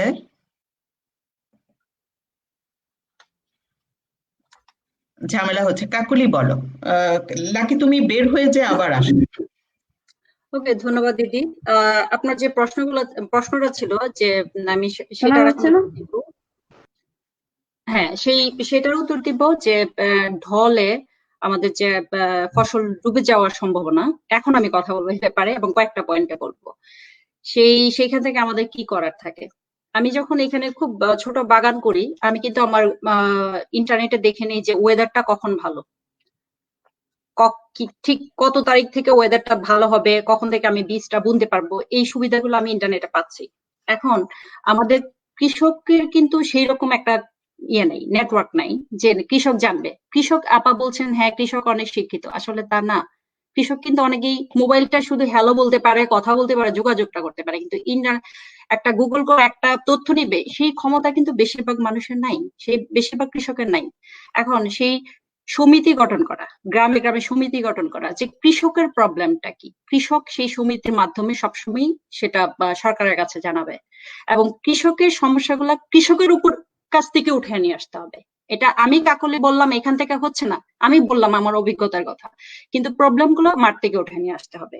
এখন ঢলের জন্য আমাদের ভাটি এলাকায়, মানে প্রত্যেকটা ডিস্ট্রিক্টের সমস্যাগুলো এক এক রকম। তারপরে আমার ভাটি এলাকায় যে সমস্যাটা, এটা বলতে পারে যে আমাদের প্রতি বছর যেহেতু 6 মাস পানি নিচে থাকে আমাদের হাওয়ার যে ধানি জমিগুলা, সেগুলা কিন্তু পলি পড়ে যায়, পলি পড়ে। যখন পানিটা চলে আসে তখন ডুবে, তখন মাটিগুলা যে বাড়ির ভাঙ্গনে আবার জমি ভাঙ্গনে যে উঁচু হয় সেগুলো আবার পলি পড়ে। তো প্রতি বছর না হোক অন্তত 2 বছর অন্তর অন্তর কিন্তু সরকারিভাবে সেই আমাদের যে নদীগুলা যদি খনন করে তাহলে কিন্তু আমাদের যে ঢলে যে পানিটা আসে ডুবায় দেয় জমিগুলা, সেটা কিন্তু হইতো না। সেটা করা এবং ওয়েদারের ব্যাপারে কৃষককে মানে আগাম একটা খবর পৌঁছে দেওয়া। যেমন এই বছর আমাদের সম্ভাবনা ছিল যে বন্যা হইতে পারে, পানি আমাদের ফসল ডুবে যেতে পারে। তো সেই ক্ষেত্রে গভর্নমেন্ট কি করলো যে আমাদের আধুনিক যন্ত্র যে মেশিন যে ধান কাটার যে নামানো হলো, কিন্তু সেটা কিন্তু শুধু এখন ধান কাটার জন্য না, শ্রমিকের যে সংকটটা সেটাকে সমাধান করতে কিন্তু আধুনিক যন্ত্রপাতি আমাদের কৃষিতে অবশ্যই নিশ্চিত করতে হবে এবং সেটা কৃষকের মানে মাধ্যমেই করতে হবে, মধ্যস্বত্বভোগী না, কোনো রাজনৈতিক না। আমাদের সবচেয়ে সমস্যা হচ্ছে এখন আমাদের যে দলেই ক্ষমতা থাকুক সেই দলের লোকজনকে হ্যান্ডেল করে ব্যাপারটা, এটা থাকবে না, এটা কৃষকের সাথে বুঝতে হবে। এটা একটা বিষয়। আরেকটা বিষয় হচ্ছে যে আপনারা এই পয়েন্টটা এখানে আসে নাই যে প্রতি বছর যে চৈত্র বৈশাখ মাসে যে কালবৈশাখী ঝড়টা হয় সেটার সময় কিন্তু অনেক কৃষক বজ্রপাতে মারা যায়। এটার ব্যাপারে কিন্তু আমাদের তেমন কোনো কথা হয় না, কিন্তু প্রতি বছরই কিন্তু মারা যাচ্ছে। এটা কিন্তু মানে একটা গুরুত্বপূর্ণ সমস্যা। তো সেই সমস্যার সমাধানে একসময় কিন্তু আমাদের কিন্তু এখন যে ওয়েদার চেঞ্জ হয়েছে, হ্যাঁ সেটা আগেও ছিল, আগেও বজ্রপাত ছিল, কিন্তু কৃষক এত মরতো না। সেটার একটা কারণ ব্রিটিশ আমলে যে আমাদের যে জমির যে ভাগগুলা মৌজাগুলা ভাগ করা, সেখানে কিন্তু একটা রাডার কি বলে এটাকে পিলার ছিল। এটাকে কি বলে, কি পিলার বলে, আমি আবার নামটা ভুলে গেছি, সরি। তো সেইটা কিন্তু আমাদের যে বজ্রপাত থেকে যে কৃষককে রক্ষা করা, সেটা কিন্তু করতো। বজ্র নিরোধক কিছু একটা পিলার বজ্র ছিল। নিরোধক একটা ইয়ে ছিল, পিলার ছিল। সেটা কি করলো, ওই যে আমাদের মধ্যস্বত্বভোগীরা, আমাদের সেই যে নেতারা আছেন না, তারা মনে করলো এটা খুব দামি, খুব দামি, এটা উঠায় বিক্রি করে দিতে হবে, এবং এইগুলা গ্রামের পর গ্রাম উঠায় বিক্রি করে দিছে। আমাদের সব সাংবাদিকরা কিন্তু এসব খবর দেয় না, যারা অনেস্ট তারা দিতে হয়। বুকের পাটা লাগে, তো বুকের পাটা ছাড়া তো কেউ কথা বলতে পারবেন না। ওই যে চুরি করে এনে বিক্রি করে দিছে, এটা কিন্তু কেউ বলে না। এই যে কৃষকের প্রতিনিয়ত সমস্যা, এইগুলা কিন্তু মানে আমাদের প্রকৃতির সাথে যুদ্ধ করার ক্ষমতা নাই, কিন্তু আমরা কিছুটা, যেটা আমরা পারি, আমাদের হাতে যতটুকু ম্যানেজমেন্ট আছে সেটা কিন্তু আমরা করতে পারি। সেটা নদী খনন, আবহাওয়ার খবরটা অগ্রিম দেওয়া কৃষকের, তারপরে হচ্ছে ওই যে কৃষক যেন এই যে বজ্রপাতে মারা যাচ্ছে, এইগুলা প্রতিরোধ করা, যে আমরা কিভাবে করতে পারি, এটা কিন্তু গভীরভাবে চিন্তা করতে হবে। এটা একটা প্রকৃতির ব্যাপার। আর একটা ব্যাপার পুঁজির অভাব। কৃষক যে ফসলটা করবে, লোনটা কেন সরকার কৃষককে ঋণ দিবে, কেন ধার নয়? আমি যে ফসলটা করব, করার পরে যে আমার যে লস হয়ে যাচ্ছে, শেষ পর্যন্ত আমার খাবারটুকু থাকে, যে ফসলটা ডুবে যাচ্ছে, নষ্ট হয়ে যাচ্ছে, এই যে এখন যে উৎপাদন, আমাদের কৃষকরা যারা দেখলাম করলা নিয়ে, টমেটো নিয়ে, কাঁচামরিচ না রাস্তায় বসে আছে, সে যারা কৃষি ঋণটা আনলো, একটা কি বলে মহাজনের কাছ থেকে আনলো, কিংবা কৃষি ঋণ নিল ব্যাংক থেকে, কিংবা একটা এনজিওর কাছ থেকে, সেই টাকাটা তো মাফ হবে না তার। তাহলে কৃষককে কেন ধার দেওয়া হবে না গভর্নমেন্ট থেকে? যে প্রতিটা জেলায় কতজন কৃষক আছে, সেই কৃষকের লিস্ট ধরে কতটুকু জমি সে, আমাদের জমির পরিমাণ জানি আমরা যে আমাদের জমি কমে গেছে উৎপাদনে, তাহলে কৃষকের লিস্ট কেন সরকারের কাছে থাকবে না, যে কতজন কৃষক কতটুকু জমি উৎপাদন করবে, কত টাকা লাগবে, সেই টাকাটা ধার দেওয়া হবে। তোমার এই বছর ফসল নষ্ট হয়েছে, সেই ক্ষেত্রে ভর্তুকি যে দিচ্ছে গভর্নমেন্ট, ভর্তুকিটা কোথায় দিচ্ছে? সেই অনুযায়ী ভর্তুকিটা দেওয়া হোক, যে আমার উৎপাদনটা যা হচ্ছে এখন সেই অনুযায়ী দিবে। যদি লস হয়, তাহলে গভর্নমেন্ট এটা কিভাবে ম্যানেজ করবে, গভর্নমেন্ট আর কৃষকের সাথে বুঝে নিতে হবে। আমি এটার মধ্যে সুদ নেওয়ার পক্ষে না, ঋণ নেওয়ার পক্ষে না। কৃষক ধার পাবে, কোনো মহাজন থাকবে না, কোনো এনজিও থাকবে না, গভর্নমেন্ট ধার দিবে সরাসরি। এই খাবার আপনি যেটা বলছিলেন যে কাকুলি, আমি এটা, আপনি আমার সাথে একমত না, যে হ্যাঁ আপনি যদি টিচার হয়, সেই শিক্ষা বা উনার এটা পেশা, কৃষকের এটা পেশা, কিন্তু কৃষকের খাবারটা তো সবার কাছে যাচ্ছে। সেই খাবার উদ্বৃত্ত হলে দেশের বাইরে চলে যাচ্ছে। সেই কৃষকের নিশ্চয়তা যদি না দেয়, আমার ঘরের নিশ্চয়তা নাই সেটা। আর শ্রমিক সমস্যা সমাধানের ক্ষেত্রে আমি অবশ্যই বলবো যে আধুনিক যন্ত্রপাতি অবশ্যই, সেটা হচ্ছে একদম স্টার্ট, মানে যখন থেকে শুরু করবে আমাদের কৃষিটা এবং শেষ পর্যন্ত সেই যন্ত্রপাতি কি হইতে পারে। এখানে মাইলের পর মাইল জমি থাকে, তো আমরা দেখি যে জমি পড়ে আছে, আবার কয়েকদিন পরে গিয়ে দেখি চাষ হয়ে গেছে, কিন্তু মানুষ দেখি না। কিভাবে সম্ভব এটা? মাইলের পর মাইল, হেক্টরের পর হেক্টর জমি চাষ হয়ে গেছে, কয়েকদিন পরে ভুট্টা হয়ে যাবে, কয়েকদিন পরে এখানে সয়াবিন হয়ে যাবে, কিভাবে হচ্ছে? কৃষক নাই। বড় আধুনিক যন্ত্রপাতি ইউজ করে তারা কিন্তু হেক্টর পর হেক্টর জমি করে ফেলতেছে, সেটা একটা বিষয়। তো এইগুলো আমাদের চিন্তায় নিতে হবে। এখন প্রধানমন্ত্রী বলছেন 1 ইঞ্চি জমিও ফাঁকা থাকবে না। বাবা, আমার বাবার জমি ফাঁকা পড়ে আছে সেই 15 বছর ধরে, 20 বছর ধরে, করার মতো ক্ষমতা নাই। এখন কাকুলি যদি এখানে চাকরি করে, আমেরিকায় চাকরি করে, এরকম কৃষকের পোলাপান যদি তৈরি হয়, তারা খরচ দিবে, তারা গিয়ে জমি আবার উদ্ধার করবে, সেরকম আরো কিছু তৈরি হইতে হবে। এটা একটা বিষয়। আরেকটা বিষয় হচ্ছে যে ন্যায্য মূল্যের অভাব। আমরা এখানে কোনো মধ্যস্বত্বভোগী চাই না। চেয়ারম্যান মেম্বার যা আছে সব লুটপাট করে খায়। আমি ভালো চেয়ারম্যান সহজে চোখে দেখি নাই। কেউ যদি দেন তাহলে মানে জানেন, দেন, আমার ভালো লাগবে। নাই, কোনো প্রতিনিধি নাই যারা হচ্ছে আমাদের কৃষকের প্রতিনিধিত্ব করতে পারে। সরাসরি কৃষকের কথা বলতে দিতে হবে, সরাসরি কৃষককে ব্যাংকে যেতে হবে, কৃষক মেনটেন করবে কৃষকেরটা। আমাদের দেশের কৃষক, হ্যাঁ আমাদের দেশের কৃষক বেশি পড়াশোনা জানে না, ওরা এত শিক্ষিত না, সেই হিসেবে সেই অনুযায়ী তাদের মতো করে একটা পরিবেশ তৈরি করতে হবে। কৃষক গিয়ে কথা বলবে, ছোট স্বরে কথা বলবে, কিন্তু কৃষকই বলবে তার সমস্যাটা। সেই পরিবেশ তৈরি করতে হবে আমাদেরকে। এখন আমি কৃষকের সন্তান বলে আমি পনির, নেভার মাইন্ড, পনির বানাবো তা না, হ্যাঁ আমার যদি ইচ্ছা হয় আমি পনির বানাইতে যাব, তাহলে সরকার কি পনিরটা খাবে না? দেশের জনগণ পনিরটা খাবে না? চালটা খায় না, মাছটা খায় না, প্রত্যেকটা জিনিসই তো খায়। সেই যে আমরা যখন ঢাকায় জিনিসটা কিনতেছি, খাবারের জিনিসটা, তখন আমরা বেশি দাম দিয়ে কিনতেছি, কৃষক 2 টাকা কেজি বিক্রি করে কেন?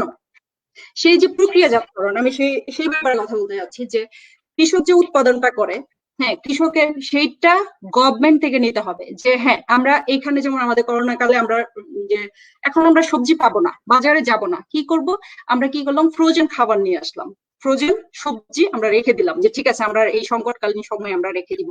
সেই রকম কৃষি, আমাদের কৃষকের প্রত্যেকটা জিনিস, এই যে দেখলাম এক জায়গায় মুরগির বাচ্চা ছোট ছোট মেরে ফেলতেছে, কারণ বড় হবে, এদেরকে খাবার দিতে হবে প্রতিনিয়ত, এখন করোনা কাল, বিক্রি করতে পারবে না, ফসল টমেটো নষ্ট হয়ে যাচ্ছে, করলা নিয়ে বসে আছে, এরকম হাজার হাজার বিষয় আমাদের কৃষক নিয়ে বসে আছে, তার ঋণও দিতে হবে, আবার সে লসের প্রজেক্ট আছে, সে ঢাকায় যখন চলে যেতে, গভর্নমেন্টে বলতেছে যে 1 ইঞ্চি জমিও ফাঁকা থাকবে না। এখন কৃষক যে উৎপাদন করতেছে, সেই উৎপাদনটা যে মানে প্রক্রিয়াজাতকরণ, সেটাও কি কৃষকে করবে? সেই জায়গাটাই তো বললেন আপা, যে মানে এখানে আসলে যে ম্যানেজমেন্ট, ওই জায়গাটাতেই তো কাজ করতে হবে, যে সবাই মিলে। হ্যাঁ, তা কাকুলি, আমি একটু তোমার কাছে আবার আসতেছি, কারণ লাকি যেহেতু বারবার ওঠানামা করছে, তো ওর কানেকশন বারবার ডিস্টার্ব হচ্ছে। লাকির কাছে আবারও একটু ফিরতে চাই। লাকি, সেটা হচ্ছে যে তুমি তো এতক্ষণ কথাগুলো শুনেছো, মানে এইখানে আমি আজকে কয়েকটা নিউজ পড়ছিলাম, যেটা হচ্ছে যে আজকেই যে নিউজগুলো ছাপা হয়েছে, কিশোরগঞ্জ থেকে একজন সাংবাদিক লিখেছেন যে কিশোরগঞ্জের প্রধান দুটি মোকাম ভৈরব এবং চামড়াঘাটে ধানের দরপতন থামানো যাচ্ছে না। হাওরের গেটওয়ে হিসেবে পরিচিত করিমগঞ্জের চামড়াঘাট এবং মানে এই ভৈরবে যে কারণে কৃষকরা আজকে দিশেহারা। এইটা মানে এই যে ম্যানেজমেন্টের অভাবটা হলো এইখানে, তাই না? মানে এইখানে তোমরা যারা মাঠ পর্যায়ে কাজ করতে গিয়ে আসলে কি পাচ্ছ সিনারিওটা? ধন্যবাদ। এটা ম্যানেজমেন্টের অভাব বিষয়টা হচ্ছে এরকম না আর কি, এটা হচ্ছে খুবই সুপরিকল্পিত ম্যানেজমেন্ট করেই আসলে কৃষককে মেরে ফেলার একটা অবস্থা আর কি। এবং এটা হ্যাঁ, প্রতি বছরই এটা হয়, যে অত্যন্ত সুব্যবস্থাপনা করে তারা নিজেরা হচ্ছে সেই ধানগুলো তারা মানে ফরিয়ারা সংগ্রহ করে একেবারে কৃষকের গলা চিপা ধরে, এবং তারা হচ্ছে সেই ফসলগুলো হচ্ছে এরকম 400, কোথাও 500, কোথাও 600, এভাবে তারা হচ্ছে কৃষককে এক প্রকার বাধ্য করে সেইগুলো তারা কিনে, এবং জাস্ট খালি হাত বদল করে সুনির্দিষ্ট ব্যবস্থাপনায় তারা হচ্ছে মানে কোটি কোটি টাকার মালিক হয় আর কি। তো এইরকম একটা অবস্থা, এটা আসলে এটা হচ্ছে এই সময় খালি না, এটা কোনো নতুন বিষয় না। আপনি হচ্ছে বিগত বছর, তার আগের বছর, তার আগের বছর আপনি নিউজ গুলো দেখেন, প্রত্যেক বছর একই রকম দেখবেন যে ধানের দাম পাচ্ছে না কৃষক, ফসলের দাম পাচ্ছে না কৃষক, এবং মানে আমাদের লড়াই সেটাও আপনারা হচ্ছে দেখতে পাবেন। তো এখানে আসলে অনেকগুলো বিষয় আলোচনা হয়েছে, তো আমি হচ্ছে যে কথাগুলো বলতে চাই সেটা হচ্ছে যে প্রথমত যে মানে এখন একটা মহামারী চলছে, তো মহামারীর চলাকালীন অবস্থায় সবার এখন কনসার্নের একটা জায়গা হচ্ছে যে সামনের দিনে একটা দুর্ভিক্ষ তৈরি হতে পারে, সেটা শুধু আমাদের দেশে না, পুরো সারা বিশ্বেই এই একটা বৈশ্বিক দুর্ভিক্ষ হইতে পারে। হ্যাঁ, এবং সবাই এটা নিয়ে কনসার্ন, অনেক জায়গায় হচ্ছে আমি আমার লেখাতেও বলেছি, বিভিন্ন জায়গায় বলছিও যে হচ্ছে এক্সপোর্ট বন্ধ করে দিচ্ছে, সবাই সবার খাদ্য নিরাপত্তা নিয়ে মানে সন্দিহান যে তারা কিভাবে এটাকে ম্যানেজ করবে। তো আমাদের দেশে আমাদের ওই মানে এত পরিমাণ ফসল উৎপাদিত হয়েছে, আমাদের ধান এবং অন্যান্য ফসল, তো এরকম মহামারীর সময়ও আমরা দেখছি যে আমরা মুখে মুখে বলছি, আমাদের সরকারের পক্ষ থেকেও বলা হচ্ছে যে কৃষি মানে একটা উৎসাহ দেওয়ার মতো উৎসাহমূলক অনেকগুলো কথা বলছেন, কিন্তু আদতে যেটা দরকার সেই কাজটা হচ্ছে কিন্তু হচ্ছে না। তাহলে এইরকম মহামারীর সময়ও একজন কৃষক যদি তার এই ধানের না পেয়ে হাহাকার করে, গত বছরের যদি হচ্ছে তার ফসলে আগুন দেয়, তাহলেও দেখা যাবে যে মানে এই সরকার বলবে যে এটা হচ্ছে কারো না কারো ষড়যন্ত্র, এবং এই বিষয়টাকে আমলেই নিবে না। আমরা আমাদের বলছি যে আপনারা ধান ক্রয় করেন, ধান ক্রয় করেন, আমরা বলতেছি যে আপনারা ধান ক্রয়ের লক্ষ্যমাত্রা করেন, তো তারা হচ্ছে প্রতি দেখা যায় যে চাল ক্রয়ের লক্ষ্যমাত্রা বাড়া যায়, এবং ধান ক্রয়ের লক্ষ্যমাত্রাটা কিন্তু মানে কম। লাকি, তোমার কথাগুলো আটকে যাচ্ছে। জানেন যে এই বছর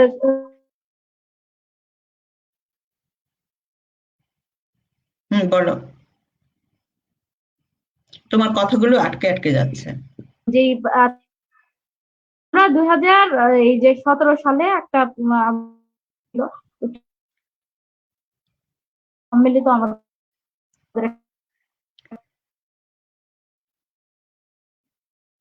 লাকি, অন্যেরা কি শুনতে পাচ্ছ লাকির কথা? না, লাকি তোমার কথা আটকে যাচ্ছে, কিন্তু এই কথাগুলো জরুরি ছিল। তো আমাদের ওই চামড়াঘাটে আমাদের একটা বড় আরো একটা এইরকম একটা মহামারীর সময় আমরা বলছিলাম, আমার কি কথাটা শোনা গিয়েছে? না, মাঝখানে একটু গ্যাপ পড়ে গেছে, মাঝখানে আমরা শুনতে পাইনি। আচ্ছা, এটা হচ্ছে যে আমি যেটা বলতে চাচ্ছি যে আমাদের দেখা গেছে যে মানে আমি যেটা বলছিলাম যে যে চামড়া খাতের কথাটা আজকের পত্রিকায় এসেছে, সেই চামড়া খাতে 2017 সালে আমরা একটা কর্মসূচি করেছিলাম। তো আমাদের সেই কর্মসূচিতে আমরা যে কথাগুলো বলেছিলাম যে ধানের লাভজনক দাম সহ আমাদের সেখানে প্রায় 10 দফা দাবি ছিল। আমি যদি ফ্ল্যাশ ব্যাকে যাই তাহলে আমি দেখবো যে একই রকমের পরিস্থিতি এখনো পর্যন্ত বিদ্যমান, মানে খুব বেশি কোনো কিছুই পরিবর্তিত হয়নি। এবং প্রতি বছর এই কথাগুলো কিন্তু আমরা কিন্তু বলছি যে যদি খোদ কৃষকের কাছ থেকে আপনি ধানটা না কিনেন তাহলে তো এই কৃষকের লাভ হলো না। আপনি সরকারি ভাবে 1040 টাকা ধানের দাম করতে হবে, এটা আমাদের দীর্ঘদিনের দাবি। আমরা দীর্ঘদিন দাবি করার পরে এই দাবিটা সরকার বাস্তবায়ন করলো। বাস্তবায়ন করার পর এখন দেখা যাচ্ছে যে এলাকায় এলাকায় এই যে ধানের মৌসুমে নতুন নতুন ব্যবসায়ী গজায়, আওয়ামী লীগ নেতা কর্মীরা বা এলাকার যারা হচ্ছে মানে বিশেষ করে ধরেন থেকে শুরু করে এই ধরনের যারা আছেন, মাঝখানে যারা পরিয়াররা আছেন, তারা হচ্ছে ধানগুলো জাস্ট হাত বদল করে তারা প্রতি মনেই দেখা যায় যে কোথাও 500 কোথাও 600 এভাবে করে তারা লাভ করেন। এবং এইভাবেই তো আসলে এই যে বড় লোক শ্রেণীটা গড়ে উঠে কিভাবে এইরকম কৃষকদেরকে শ্রমজীবী মানুষদেরকে শোষণ করেই আসলে তারা বড় লোক হয়। তো এই এক একটা মৌসুমে যে ভয়ঙ্কর দুর্নীতি একেবারে মাস রুট পর্যায়ে, সেইটা যদি মানে আমরা যদি ট্যাকেল করতে না পারি, এইরকম একটা মহামারীর সময় যদি কৃষকের এই হাহাকারটা থাকে, তাহলে তো আসলে এটা খুবই দুঃখজনক এবং মানে একটা ভয়াবহ রকমের হতাশাজনক আর কি পরিস্থিতি। এবং এই দেশে তাহলে দুর্ভিক্ষ কেউ ঠেকাতে পারবে না যদি এই ধরনের পরিস্থিতি আসলে চলতে থাকে। আরেকটা বিষয় যেটা আমি বলবো যে ঋণের কথা বলছেন যে মানে ঋণের সাথে ফসলের দামের বিষয়টা এটা অঙ্গাঙ্গি ভাবে জড়িত। আপনি কৃষককে ঋণ দিলেন, আমরা বলছিলাম যে এই মহামারীর সময়ে সরকারের সবচাইতে বড় প্রণোদনা হবে যে আপনি যদি কৃষকদেরকে বিনা সুদে ঋণ দেন, এবং সেটা যদি আপনারা করতে নাও পারেন অ্যাটলিস্ট আমাদের যে কৃষক সমিতির দাবি যে আপনারা অ্যাটলিস্ট 2% হারে আপনারা সেই সুদটা ঋণটা হচ্ছে কৃষি ঋণটা দেন। কিন্তু দেখা গেছে যে আমাদের দাবির প্রেক্ষিতে তারা এই কিছু আগে তারা এটাকে 5% নামিয়ে এনেছে যে তারা কৃষি ঋণ 5% হচ্ছে সুদে তারা দিবেন। কিন্তু বিষয়টা হচ্ছে যে আপনি এই কৃষকদেরকে ঋণ দিচ্ছেন, কিন্তু আপনি যদি এই কৃষকের যে ফসল যদি আপনি লাভজনক দামে না কেনেন, তাহলে এই কৃষক যদি সামনের বার ঋণটা নিয়ে তাহলে মানে সে তো বারবার এই ঋণের মধ্যেই পড়তে থাকবে, এবং সে কিন্তু এটা থেকে তারা আসলে ওঠার আর কোনো মানে কোনো উপায় নেই।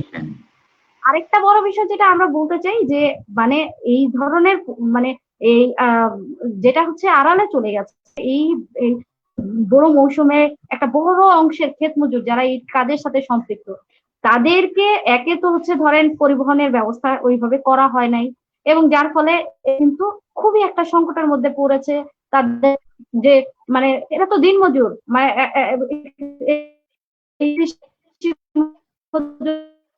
এক এক সময় এক এক কাজটা করেন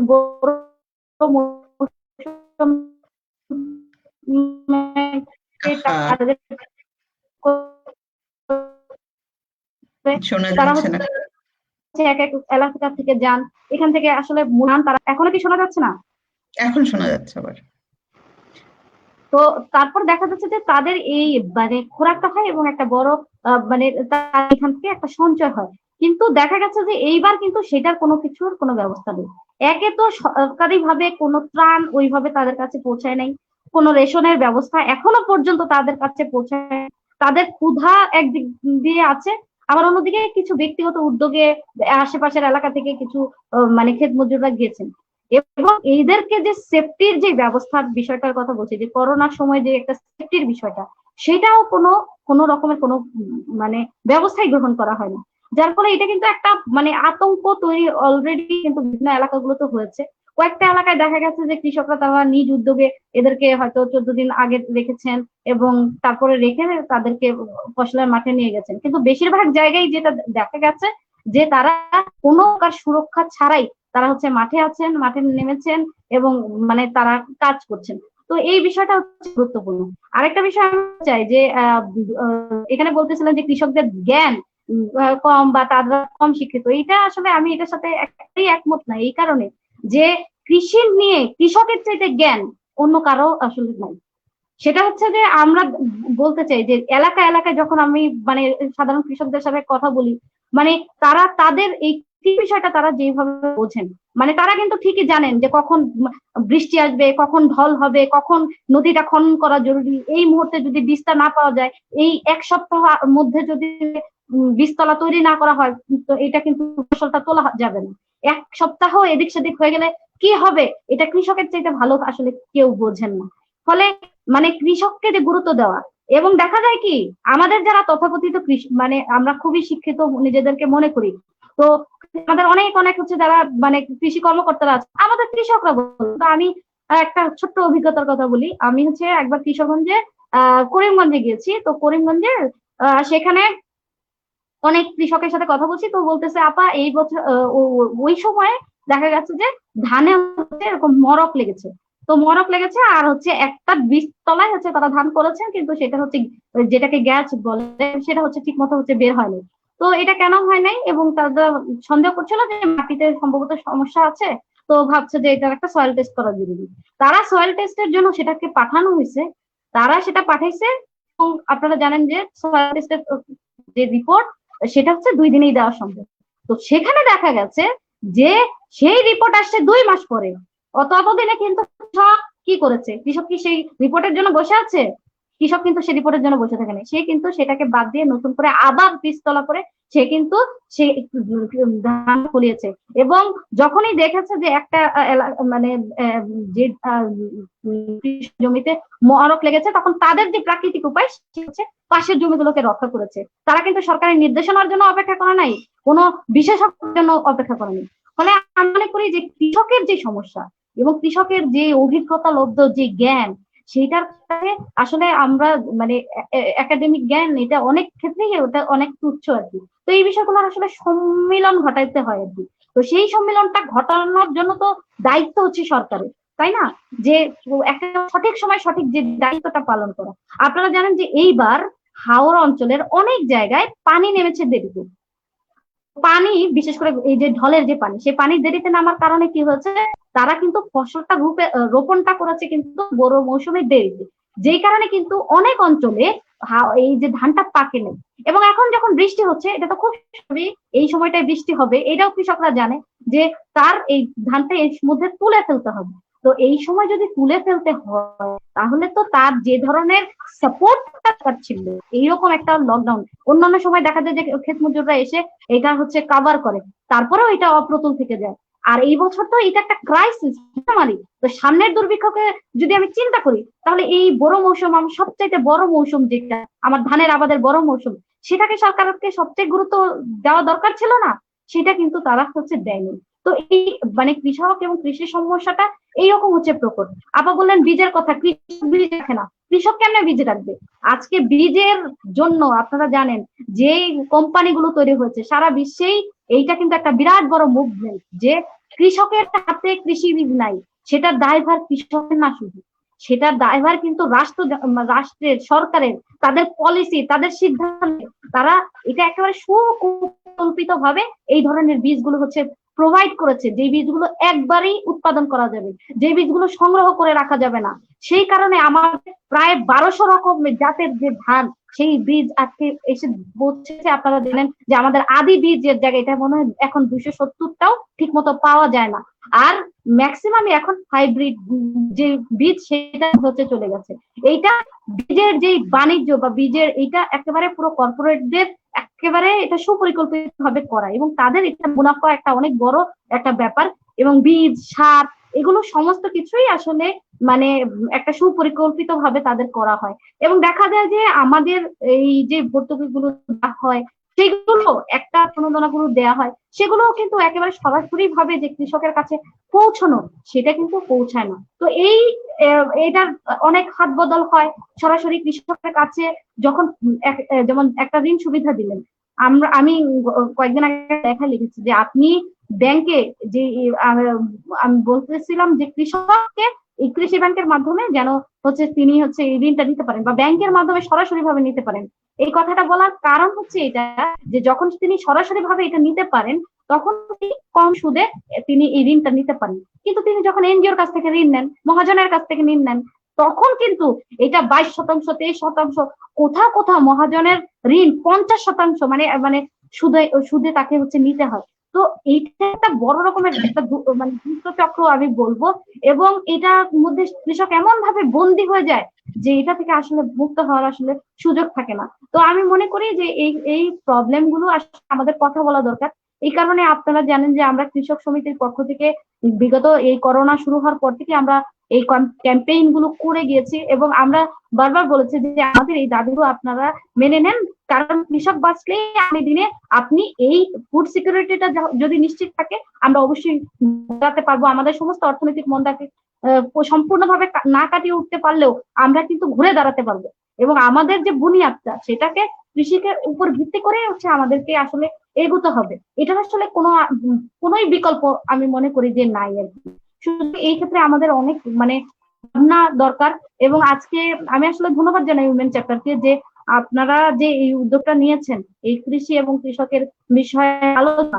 আশা করবো যে এই উদ্যোগগুলো আরো অনেক বেশি হবে এবং আপনারাও আলোচনা করবেন, যে কারণ আমাদের সকলেরই কৃষি এবং কৃষকদেরকে নিয়ে যত বেশি আমরা আলোচনা করব এবং সামনে নিয়ে আসবো, তত হয়তো আমরা এই দুর্দশাগুলোকে আসলে মোকাবেলা করতে পারবো। এটাই আমি মনে করি আর কি। আমি এখানে একটু যোগ করি, সেটা হচ্ছে আসলে আমাদের এই আলোচনাগুলো আজকে আমার খুব ভালো লেগেছে। আমিও কিন্তু কৃষি পরিবারেরই সন্তান, যদিও আমি যেহেতু সবার ছোট হওয়াতে মানে ঠিক কৃষিটাকে বুঝে উঠতে পারি নাই মানে ছোটবেলা থেকে, কিন্তু আমার যারা মানে ভাই বোন আছে তারা বুঝেছে কৃষি পরিবার কাকে বলে। কারণ আমি দেখেছি যে চাল বিক্রি করে, আমাদের জমি বিক্রি করেও মানে পড়াশোনা থেকে শুরু করে সবকিছু হয়েছে। তো এখন যেটা হচ্ছে যে অনেকগুলো বিষয় যে করোনা কালে যখন আমরা দেখলাম যে মানে আমাদের গার্মেন্টস ফ্যাক্টরি গুলো মানে মালিকরা যেভাবে তাদের কথাগুলো বলছিল যে মানে বিশাল ক্ষতি হয়ে গেছে। হ্যাঁ, ক্ষতি হয়েছে, সেটা হচ্ছে এটা শুধুমাত্র যে বাংলাদেশের ক্ষতি হয়েছে তা না। হ্যাঁ, বাংলাদেশের জনসংখ্যা বেশি বলে ক্ষয়ক্ষতিটা বেশি, কারণ আমাদের মানে একটা বিশাল অংশ এটার উপর নির্ভরশীল।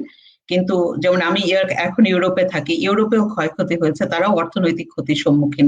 তারা তো এখন পারবে না, মানে তাদের এই যেগুলো তাদের ইয়ে ছিল, অর্ডার ছিল, তারা বাতিল করতে বাধ্য হচ্ছে। মানে সবটাই আসলে মানে একটা আরেকটার সাথে সম্পৃক্ত। তখনই আমরা শুরু থেকেই ভাবছিলাম, মানে যারা আমরা ধরো উইমেন চ্যাপ্টারের সাথেই জড়িত বা বন্ধু বান্ধবরা যারা আছি, আমরা কথা বলছিলাম যে কি করতে পারে, কারণ মানে সারা বিশ্ব এখন একটা দুর্ভিক্ষের মুখে পড়বে, খাদ্য সংকট দেখা দেবেই। তো সেই জায়গায় আমরা বলছিলাম যে একমাত্র কৃষি আমাদেরকে বাঁচাতে পারে, কারণ আমাদের দেশ কৃষি প্রধান দেশ ছিল এক সময়। তো সেই জায়গাটা থেকে খুব সুকৌশলে সরিয়ে আনা হয়েছে। আমি বলবো যে সুকৌশলী জায়গাটা থেকে আমাদেরকে সরিয়ে আনা হয়েছে, আমাদেরকে শিল্পায়ন, হ্যাঁ এখন যুগের সাথে তাল মিলিয়ে হয়তো শিল্পায়ন করতে হয়েছে, কিন্তু এটা একটা মূলাও ঝুলানো হয়েছে শিল্পায়নের নামে বা অন্য কিছু। মানে যেটা যে দেশের প্রাপ্য সেটাই আসলে হওয়া উচিত, যে দেশ যেটার জন্য যোগ্য। কিন্তু এইখানে আজকের আলোচনায় আসলে অনেকগুলো মানে জিনিস উঠে এসেছে, যে এই যে ন্যায্য মূল্য না পাওয়া, ন্যায্য মূল্যে সরকারি ভাবে যদি ধান চাল, হ্যাঁ আমি দেব, ধান চাল যদি ক্রয় করা যায়, পণ্যের দাম যদি উৎপাদকরা পান ঠিক মতো, হ্যাঁ। তারপর হচ্ছে এই যে আরেকটা জিনিস আসছে বীজতলা তৈরির ব্যাপার, এটা আমি একটু এই জায়গাটা বলতে চাই যে আমি একবার, আমার মনে আছে যে আমি রিপোর্ট করছিলাম এটা নিয়ে, যখন এই হাইব্রিড বীজগুলো বাংলাদেশে আসছিল। আমার ঠিক সনটা মনে নেই, 99 বা 2000 সাল খুব সম্ভবত, বা তারও আগে হতে পারে, মানে ওই সময়টাতেই যখন একটা সংস্থার উদ্যোগে হাইব্রিড এই বীজগুলো আনা হয়েছিল বাংলাদেশে। তখন এটা নিয়ে রিপোর্ট করতে গিয়ে আমি দেখেছি, আমি গিয়েছিলাম চাঁপাইনবাবগঞ্জ, নওগাঁ, ওই সমস্ত এরিয়াতে। তখন দেখেছিলাম যে এই যে জমিগুলো মানে উর্বরতা হারাচ্ছে এই বীজের কারণে। তারা যেখানে আমাদের আগে ফসলি জমিতে 3টা ফসল হতো, সেইখানে এই বীজ ব্যবহারের কারণে কোনো বীজতলা রাখা যায় না। এই বীজগুলো ব্যবহার করলে তোমাকে প্রতি বছর নতুন নতুন, মানে তারা বীজ বিক্রি করবে, এটা হচ্ছে বীজ ব্যবসায়ীদের কাজ। তারা তোমাকে নতুন বীজ দেবে। তার মানে কি, বীজতলা সংরক্ষণের যে পদ্ধতিটা ছিল সেটা নষ্ট। তারপর হচ্ছে মানে জমিগুলো তো উর্বরতা হারাচ্ছে, তুমি একটা ফসল পাচ্ছ বছরে, তুমি 3টা ফসলের জায়গায়। কিন্তু এগুলো জেনেও কিন্তু আমাদের মানে যেভাবেই হোক আমাদেরকে সেই দিকে নেওয়া হয়েছে, এবং কীটনাশক এসেছে, কীটনাশকের বিরুদ্ধে একবার তো আন্দোলনও হলো। এখন কিন্তু আন্দোলন টান্দোলন আর দেখা যায় না। হ্যাঁ, কিন্তু এই কীটনাশক গুলোও তো জমির ক্ষতি করছে এবং ফসলের ক্ষতি করছে। তো আমি মনে হয় আকলিমা কানিজাপাকে দিতে পারি, যে কানিজাপা হাত তুলেছিলেন। তো এই জায়গাগুলো আসলে আমি একটু ভাবছিলাম যে অনেকগুলো বিষয় এসছে আমাদের আলোচনা, এবং মানে এই জায়গাগুলো আসলে আরো বেশি আলোচনা হওয়া উচিত। বলো কানিজাপা। হ্যাঁ, ধন্যবাদ সুপ্রীতি। আমি একটা জিনিস বলতে চাই, যেমন আমি বলছি যে আমরা ঢালাও চাচ্ছি না, আমি সুনির্দিষ্টভাবে সরকারের কাছে সহায়তা চাই। যেমন লাকি বলছিল যে ধানের দাম বেশি যাতে হয়, সেই একটা আন্দোলন ছিল। ধানের দাম এবার 1040 টাকা নির্ধারণ করা হয়েছে, কিন্তু প্রশ্নটা হচ্ছে যে এই ধানের দামটা 1040 টাকা কৃষকের কাছে পৌঁছচ্ছে কিনা, সেটা হ্যাঁ, পৌঁছচ্ছে না। আমাদের দাবি ছিল যে ধান বেশি করে কিনবে।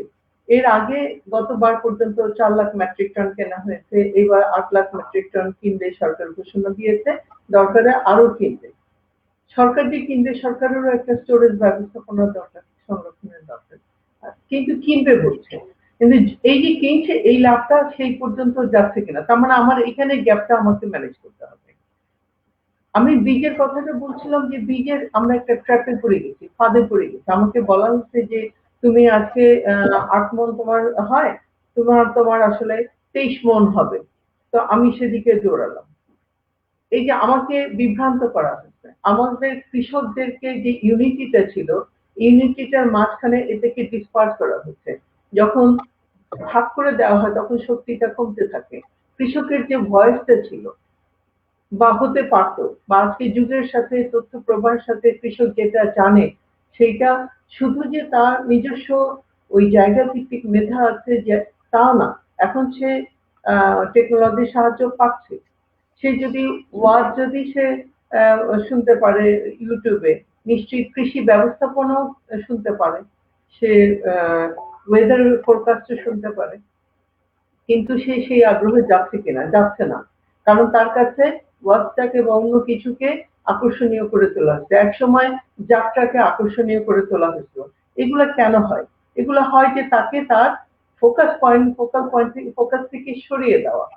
তো সরিয়ে দেয় যখন আমি দিতে পারি, তখনই আসলে আমি ম্যাল প্র্যাকটিস করতে পারি, আমি বীজ বিক্রি করতে পারি এবং তাকে ডিপেন্ডেন্ট করে ফেলতে পারি। আজকে কৃষকের কাছে বীজ নাই।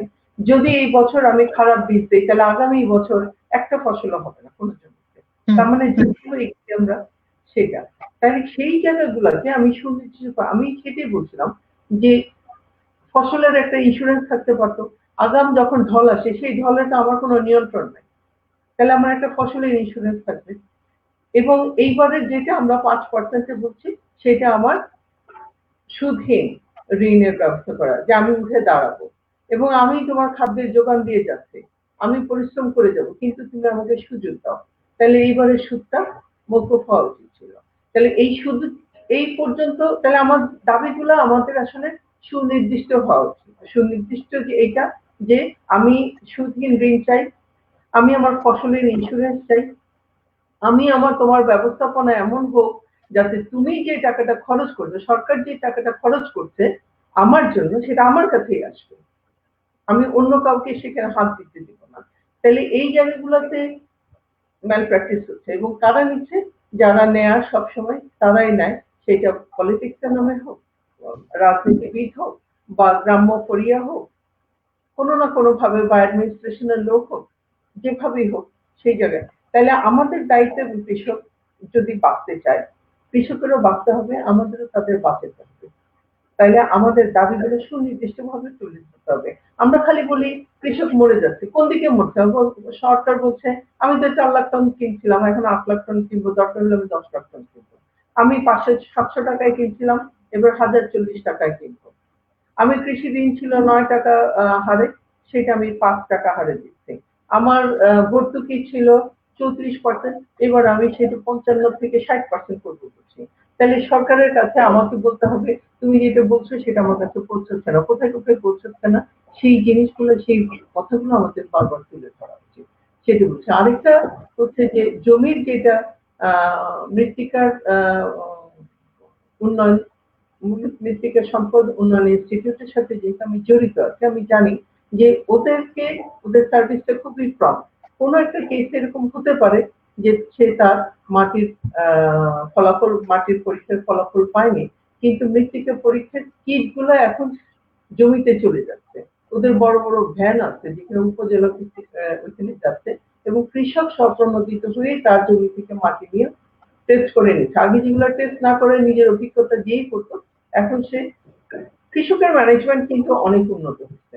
শুধু তার প্রাপ্যটুকু পাওয়া যেটুকু সে তার প্রাপ্য, সেইটুকুর জন্য তাকে লড়াইটা চালাইতে হবে, সেই লড়াই পথে আমাদের থাকতে হবে, সেটা। লাকি মনে হয় কিছু বলতে চাচ্ছে।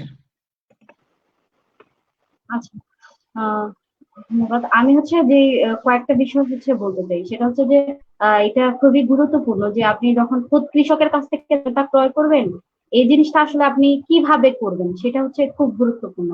যে সেটার জন্য আমরা কৃষক সমিতির পক্ষ থেকে একটা দাবি আমরা অনেকদিন ধরেই করছি, সেটা হচ্ছে ইউনিয়নে ক্রয় কেন্দ্র করতে হবে। এখন এইটা যদি না করা হয় সরকারিভাবে, তো দেখা যায় যে একটা জেলায় একটা উপজেলায় দেখা যায় যে মাত্র একটা হচ্ছে ক্রয় কেন্দ্র আছে। তো একেবারে দূর দূরান্তের গ্রাম থেকে সেইখানে যে যাওয়া, এবং এটা কিন্তু পরিবহন কষ্ট অনেক বেশি, তারপরে এখানে আবার মানে এটাকে বহন করার কষ্ট আছে। তো এমনিতেই তো তার মানে সে প্রাপ্য যে দামটুকু সেটা হচ্ছে পায় না।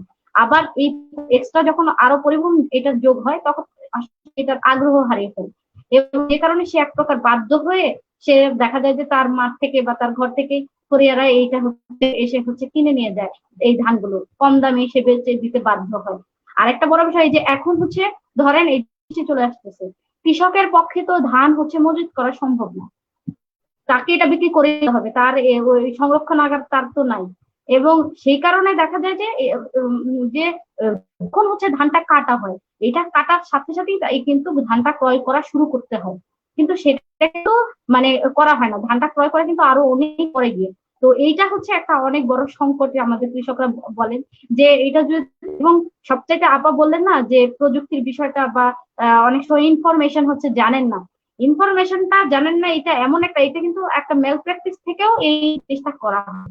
যেমন গত কয়েকদিন আগে আমি আমাদের এক কৃষকগঞ্জের এক কৃষক, তার সাথে কথা বলছিলাম, তিনি বলছেন যে আমাদের এলাকায় এরকমও হয় যে কবে ধান সরকারি ক্রয় করা হয় সেটাই কৃষকদের কাছে এই তথ্যটা পৌঁছায় না, এবং যতক্ষণে কৃষকদের কাছে পৌঁছায় ততক্ষণে তাদের গোলা এটা মজুদ হয়ে যায়। তো তার কাছ থেকে কিনে এটা তো বোঝাই যাচ্ছে যে কৃষক তাদের যে নিয়ন্ত্রিত যে কৃষক লীগ বলেন বা হচ্ছে যারা প্রভাবশালী ব্যক্তি আছেন এবং যারা এগুলো আসলে সিন্ডিকেট, তারা হচ্ছে কিন্তু এই কাজগুলো করেন এবং তারা এই মানে ধান গোলায় দিয়ে দেন। এবং যখন অনেক ক্ষেত্রে দেখা যায় যে তারা তারপরেও কষ্ট টষ্ট করে নিয়ে যান ধানটা তাদের তো তাদের কখনো কখনো বলে ধান দেখে বলে আপনার ধানে তো করকরা, কারো ধান দেখে বলে আপনার ধানে আর্দ্রতা বেশি, ময়েশ্চারাইজার বেশি, কারো ধান দেখে বলে যে আপনার ধান তো চিটা, কারো ধান দেখে বলে যে এইবার আর কেনা যাবে না। তো এরকম নানান ধরনের বাহানা করে আসলে কৃষকের কাছ থেকে এই ধানটা কেনেন না। তো এই সংকটটা আসলে একটা খুবই গভীর একটা সংকট, সুতরাং সেটা নিয়ে আমাদের কথা বলা দরকার যে ইউনিয়নে ক্রয় কেন্দ্র যেমন চালু করতে হবে, একইভাবে এটা নিশ্চিত করতে হবে সরকারি ভাবে যে যেন খোদ কৃষক এই জিনিসটা পায়, এই জিনিসটা যেন এই হচ্ছে বিক্রয় করতে পারেন সরকারি মজুদে সেটা যায়। এবং একইভাবে এই আমরা বলতেছিলাম এই করোনার সময় যে আপনারা সরকার বলতেছে যে আমরা যে অধিক ধান ক্রয় করব আমাদের এটা রাখার জায়গা, এখন করোনার এই পরিস্থিতিতে তো রাখার জায়গা নেই, মানে কি স্কুল কলেজ এগুলো তো সমস্ত কিছু বন্ধ, হলগুলো বন্ধ, সেগুলোকে তো ব্যবহার করেও তো আমরা এগুলোকে আমরা হচ্ছে ক্রয় করতে পারতাম। শুধুমাত্র তাই না, যে এখন যে 17 লক্ষ মেট্রিক টন চাল মজুদ আছে, তাহলে সেটা এখন একদিকে হচ্ছে গরিব অভাবী মানুষ না খেয়ে আছে, ক্ষুধার জ্বালায় তারা হচ্ছে রাস্তায় নেমে আসতেছে, বিক্ষোভ করতে, মানে বেশিরভাগ সিংহভাগ শ্রমজীবী মানুষের কিন্তু যারা দিন আনে দিন খায় তাদের খাদ্যের যোগানটা নেই। তো তাদের জন্য রেশনের ব্যবস্থা করে একদিকে মানে এই মজুদটা যদি খালি করতো আর অন্যদিকে ধানটা কিনতো, তাহলে কিন্তু দুইটাই কিন্তু এটার ব্যালেন্সটা হতো, কিন্তু সেই দিকে আসলে কোনো মনোযোগ ওই অর্থে নাই। আমরা গতকালকে সারাদিন আমরা প্রায় কৃষক সমিতি, আপনারা জানেন যে আমরা পূর্ব নির্ধারিত একটা কর্মসূচি ঘোষণা করেছিলাম যে 8 দফা দাবিতে আমরা একটা স্মারকলিপি দিয়েছি প্রধানমন্ত্রী বরাবর, যে আমরা সেখানে বলেছি যে একে তো ধানের লাভজনক দামটা যেন নিশ্চিত করে, দুই হচ্ছে মানে আমি দাবিগুলো একটু পড়ছি তাহলে আপনারা বুঝবেন। আপনি বলছিলেন যে দাবিগুলো অনেক ক্ষেত্রে হচ্ছে আসলে ঠিক থাকে না। তো আমরা প্রথমত বলেছিলাম যে যেই হারভেস্টার গুলো দিয়েছেন সেই হারভেস্টার গুলোর মানে পর্যাপ্ত সহযোগিতাটা আপনারা হচ্ছে দেন, এবং একই সাথে বেসরকারি যে হারভেস্টার গুলো সেটার আপনারা রেট নির্ধারণ করে দেন। কারণ দেখা যাচ্ছে যে যেহেতু ঢল নেমে আসতেছে এবং পানির একটা প্রবাহ অলরেডি শুরু হয়েছে, বৃষ্টি শুরু হচ্ছে, তো এই হারভেস্টার গুলোকে যদি হচ্ছে কাজে লাগানো যায় তো ধানগুলো অনেক দ্রুত হচ্ছে এটাকে কাটা সম্ভব হতো। কিন্তু দেখা যাচ্ছে যে যারা হচ্ছে এই হারভেস্টার হচ্ছে ক্রয় করেছেন তাদেরও অনেক ক্ষেত্রে যারা মূলত ভাড়া দেন হারভেস্টার, তারা কিন্তু এইটার রেটটা বাড়িয়ে দিয়েছেন, ফলে কৃষক কিন্তু এই ক্ষেত্রে একটা সংকটের মধ্যে পড়েছেন। তারপরে আমরা বলেছি যে ইউনিয়ন ক্রয় কেন্দ্র করে আপনারা এই এই মুহূর্তে 20 লক্ষ মেট্রিক টন ধান আপনারা ক্রয় করুন, এবং আমরা বলেছি যে এই যে সবজি যারা চাষ করে, ডিম, দুধ, এইগুলো হচ্ছে পরিবহন ব্যবস্থার সাথে আপনারা এইটাকে বাজারজাত করা হচ্ছে সর্বোচ্চ চেষ্টা করুন। একই সাথে আমরা বলেছি যে আপনারা যে ক্ষেত মজুররা আছে এদেরকে যেন পর্যাপ্ত সুরক্ষা দেওয়া হয়, সেই সুরক্ষাটা নিশ্চিত করে তারা যেন হচ্ছে নিরাপদ যাতায়াত করতে পারে এবং তারা যেন ন্যায্য মজুরিটা নিশ্চিত হয়, সেইটা যেন নিশ্চিত করা যায়। তারপরে আমরা বলেছি যে এইদের আমরা এই যে কৃষি ঋণের বিষয়ে বলেছি আপনারা বিনা সুদে আপনারা এই কৃষি ঋণটা দেন, না পারলেও আপনারা অন্তত 2% সুদে আপনারা এই কৃষি ঋণের ব্যবস্থা করেন। এবং পূর্বতন যেই আপনারা হয়তো জানেন না যে কৃষকদের নামে কিন্তু একটা মামলা হয়, সেটা হচ্ছে সার্টিফিকেট মামলা, সে যখন ঋণ পরিশোধ করতে না পারে। তো আমি বলেছি এইরকম মহামারীর সময় এটা একটা বড় প্রণোদনা হতে পারে যে আপনারা এই কৃষকদের সার্টিফিকেট যে মামলাগুলো আছে সেই মামলাগুলো প্রত্যাহার করে সেই ঋণটা আপনারা মওকুফ করে দেন। আরেকটা আমরা বলেছি যে এই গ্রামাঞ্চলে যদি এই যে অলরেডি আপনারা জানেন যে করোনাটা ছড়িয়ে পড়েছে, তো এই ছড়িয়ে পড়ার কারণে গ্রামাঞ্চলেও তো চিকিৎসা দরকার। এই ক্ষেত মজুর যারা, কৃষক যারা, এরা যদি করোনা আক্রান্ত হয় এদের চিকিৎসা সেবাটা কারা দিবে? তো গ্রামাঞ্চলে যে কমিউনিটি সেন্টার গুলো আছে সেইগুলোকে যদি আমরা সেখানকার যারা স্বাস্থ্যকর্মী আছে, ডাক্তার আছে, তাদের যদি পর্যাপ্ত সুরক্ষা আমরা ব্যবস্থা করতে পারতাম, তাহলেও কিন্তু এই গ্রামের কৃষক, শ্রমজীবী মানুষ, তাদের জন্য তারা যদি এই মহামারীতে আক্রান্ত হন তাহলে কিন্তু তাদের সেবা পাওয়াটা নিশ্চিত হবে, এবং এটা কিন্তু এই সময়ের একটা অনেক জরুরি একটা বিষয়।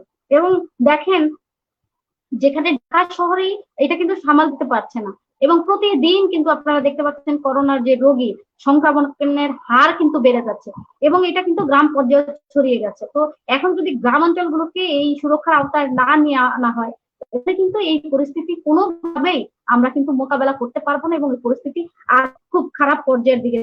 এবং আমরা বলেছি যে মানে এই শুধুমাত্র এটা একটা দীর্ঘমেয়াদী দাবি, যে আমরা অনেকদিন ধরেই বলি যে পর্যাপ্ত পরিমাণ হিমাগার বা কোল্ড স্টোরেজ কিন্তু আমাদের নাই, বা সংরক্ষণাগার নাই।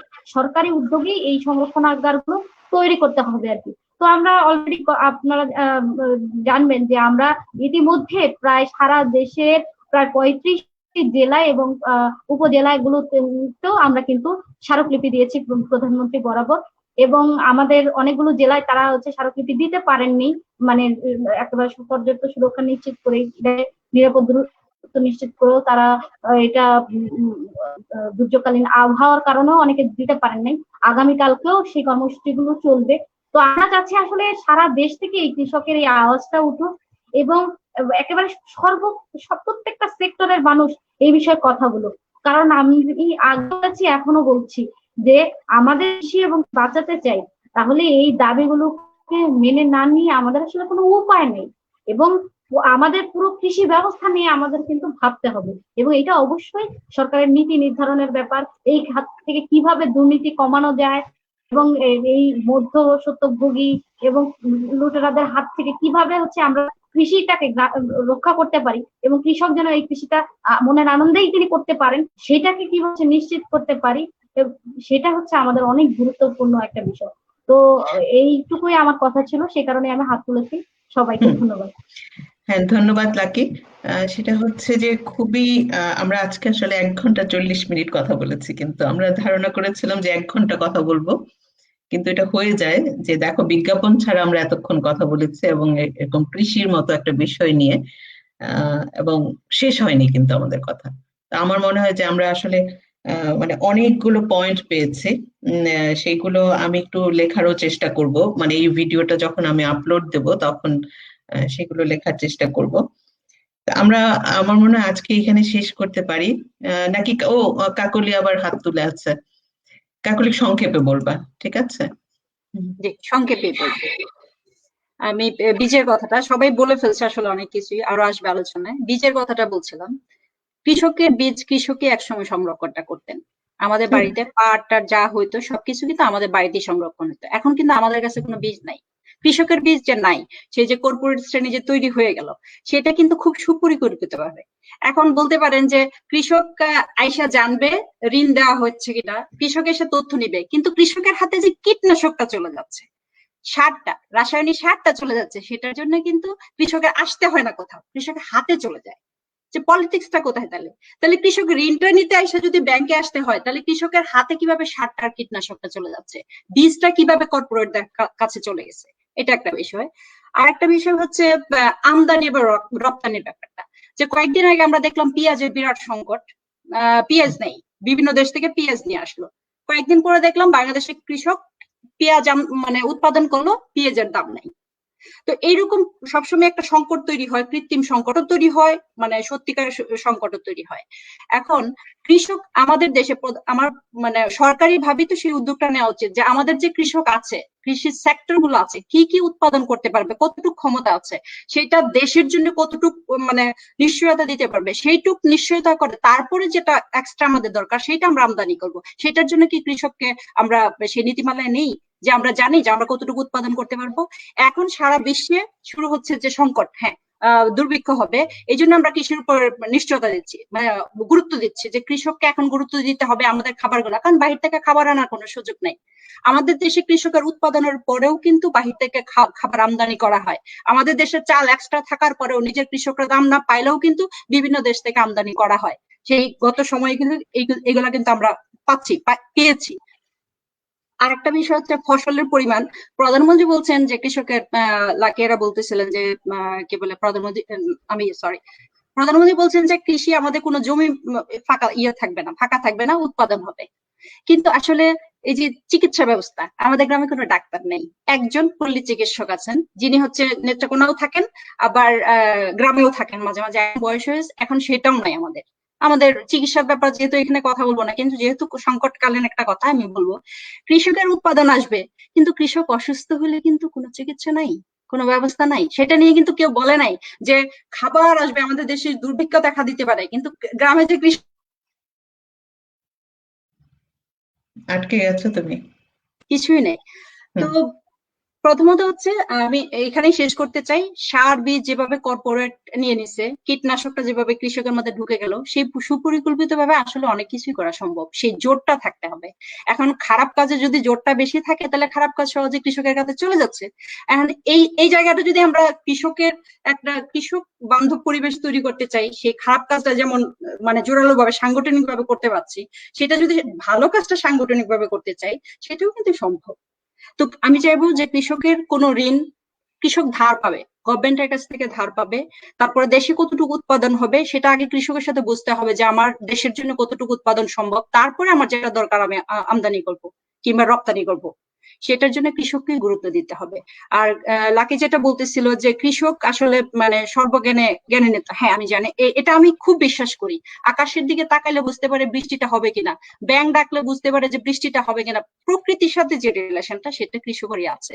তো আমরা যাই দেই, ইনফরমেশন দিতে পারি অনেক কিছু, কিন্তু আসলে মূল যে কৃষির যে ব্যাপারটা, যেমন একটা বাচ্চা উৎপাদন করার ক্ষেত্রে মা যেমন ইম্পর্টেন্ট, যে কৃষক এবং মাটিটাও সেরকম ইম্পর্টেন্ট।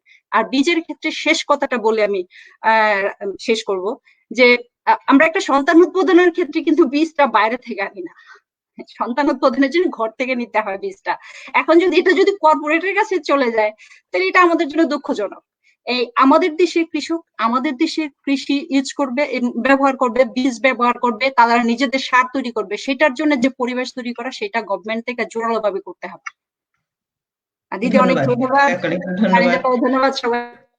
কানিজাপা, তোমার শেষ কথাটা বলে দাও 2 লাইনে। আমার শেষ কথাটা হচ্ছে যে যেটা কাকলি বলছিল, যে কৃষক জানবে না আসলে সে কতটা উৎপাদন করবে। সরকার থেকে একটা লক্ষ্যমাত্রা নির্ধারণ করে দেওয়া হয় এবং বিভিন্ন এলাকা ভিত্তিক কৃষি সম্প্রসারণ অধিদপ্তর এই নিউজগুলা কৃষকের সাথে শেয়ার করে এবং তাদেরকে বোধ বুদ্ধি দেয় এবং তাদেরকে সুপারিশ করে, কিন্তু বাধ্য করতে পারবে না।